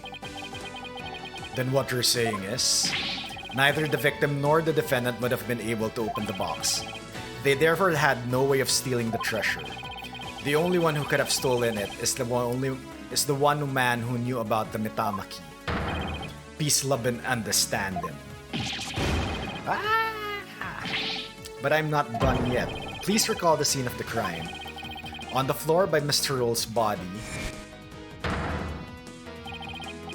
was the very unlocked and very open treasure box.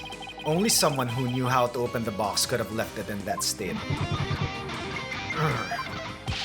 And so, there can be only one true culprit. Admit it, Mr. Understanding, you're the one who killed Mr. Roll. Breakdown, breakdown, breakdown.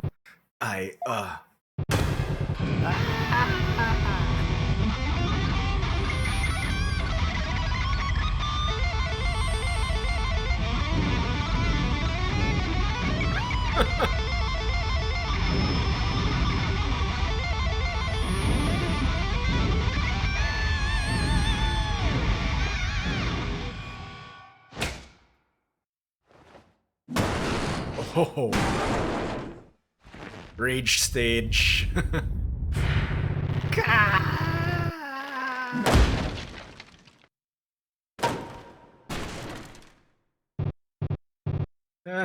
Yeah. Cuckoo, cuckoo. What a breakdown. Curse him. It's all his fault.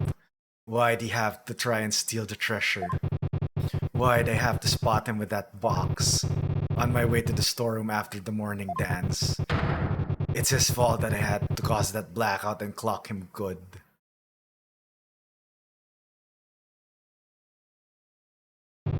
I couldn't let my secret get out. Nobody could know the treasure box was empty. I'd lose my position as head monk. Who knows what else they'd do to me. I couldn't let. I had to. I had to stop him. Fatality. What a shocking development. I can scarcely believe it. Nothing like this has ever happened since the DC Act was enacted 23 years ago.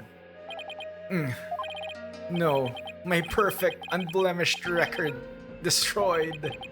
The incredible pain ruined. No!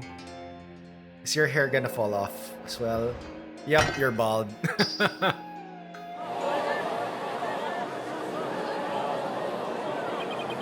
Did the lawyer really win? Can't believe it. No way, this can't be happening. Peace, I said peace. Honestly speaking, I'm just as shocked as everyone else. But the truth has been made known, so it's time for me to give my verdict. In the name of the Holy Mother, this court finds the accused, I'll be your guide, not guilty. Oh! A difference, something different from confetti. Nice.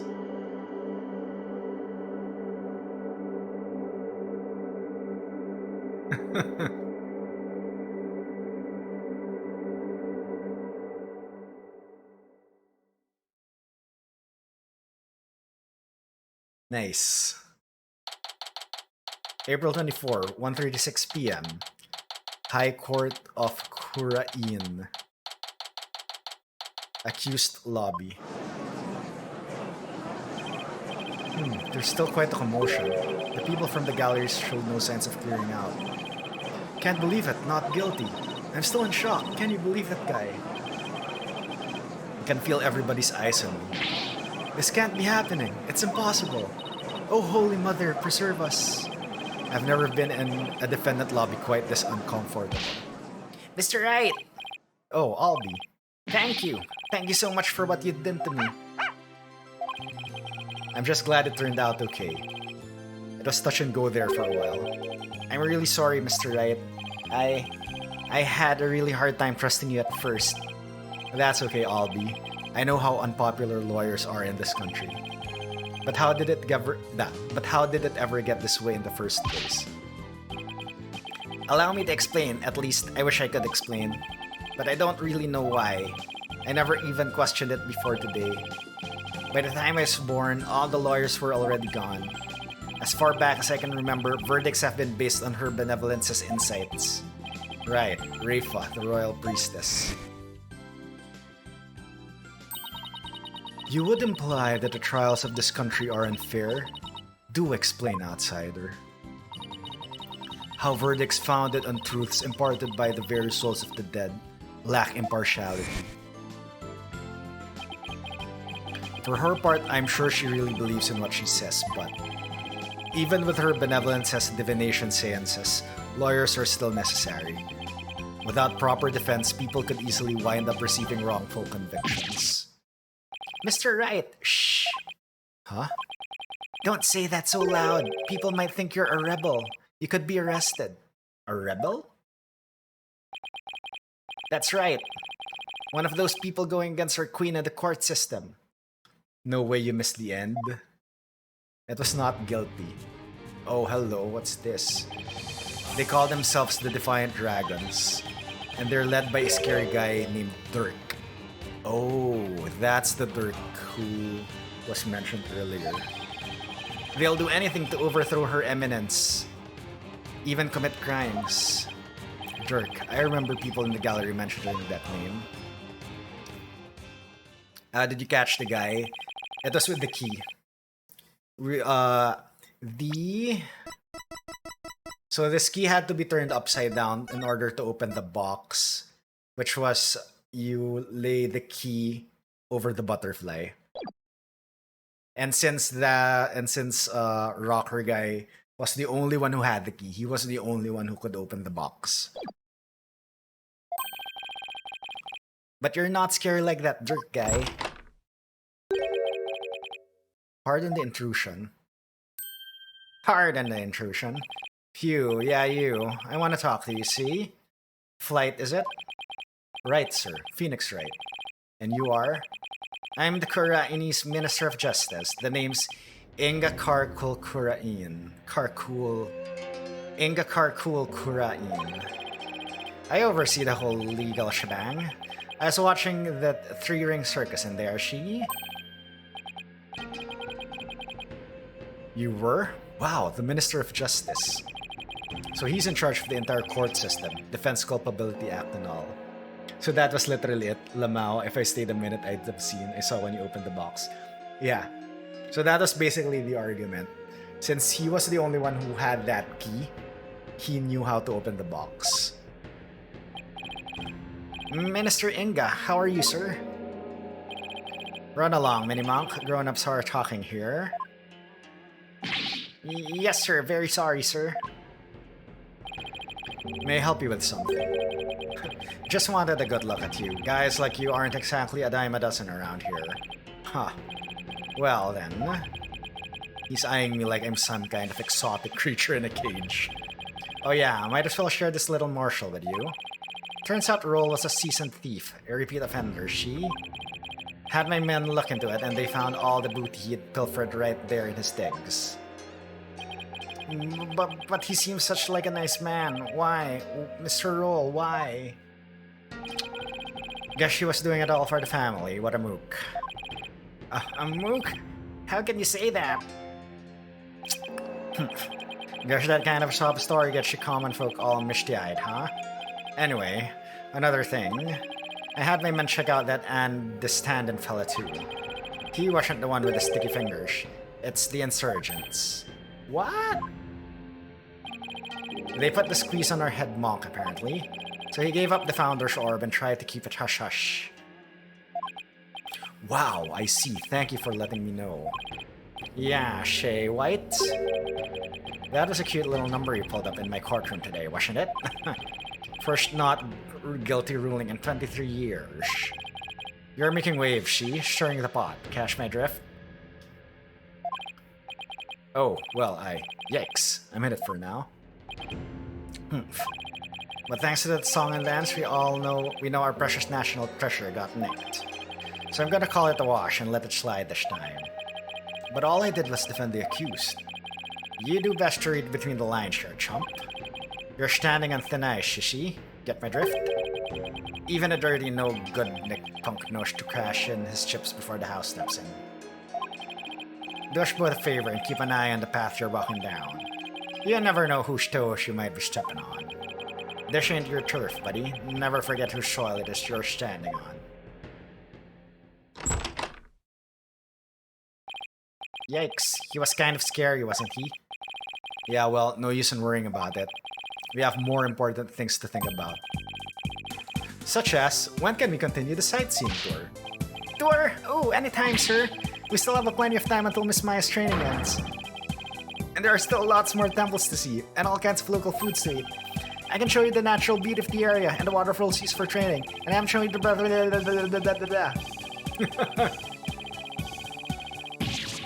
Alright, slow down, Albie. There's plenty of time.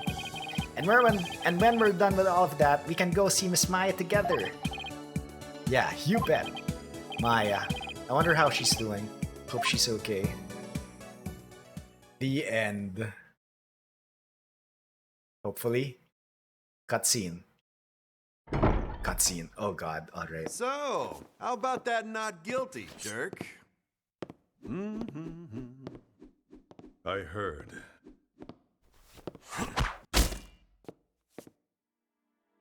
Sounds like the winds of change are beginning to stir. Who is this guy? The end. Oh god. Nice.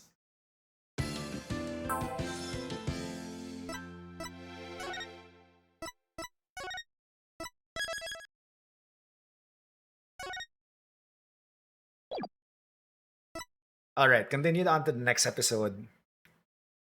No. I will call it a night there. But at least we completed the first episode in one sitting. Alright. I think that'll be it for tonight. So everyone, thank you very much for joining in. You don't know who he is, but you like him. I don't know what his role would be in this game. But anyway. Yeah, again everyone, thank you very much for joining. I'll be back tomorrow. Tomorrow's a Thursday and it's my regular stream day.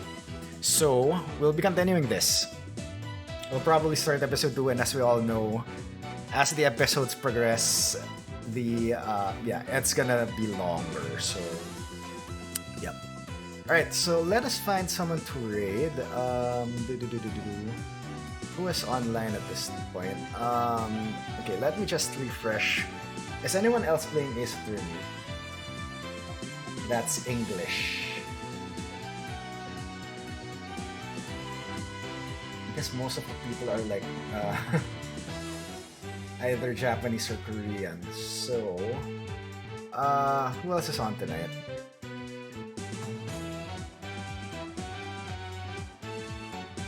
I don't know who to raid. I think a lot of people are still like, cheers for the stream. What the name? Yeah, I know Anib.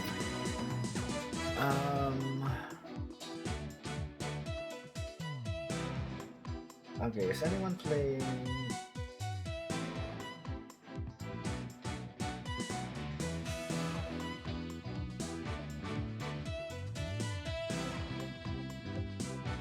Actually, you know what? I think I'll just not raid out tonight. So, yep.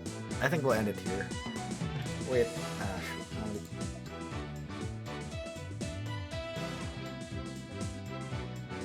yeah, I think I'll just end it here. So, yep.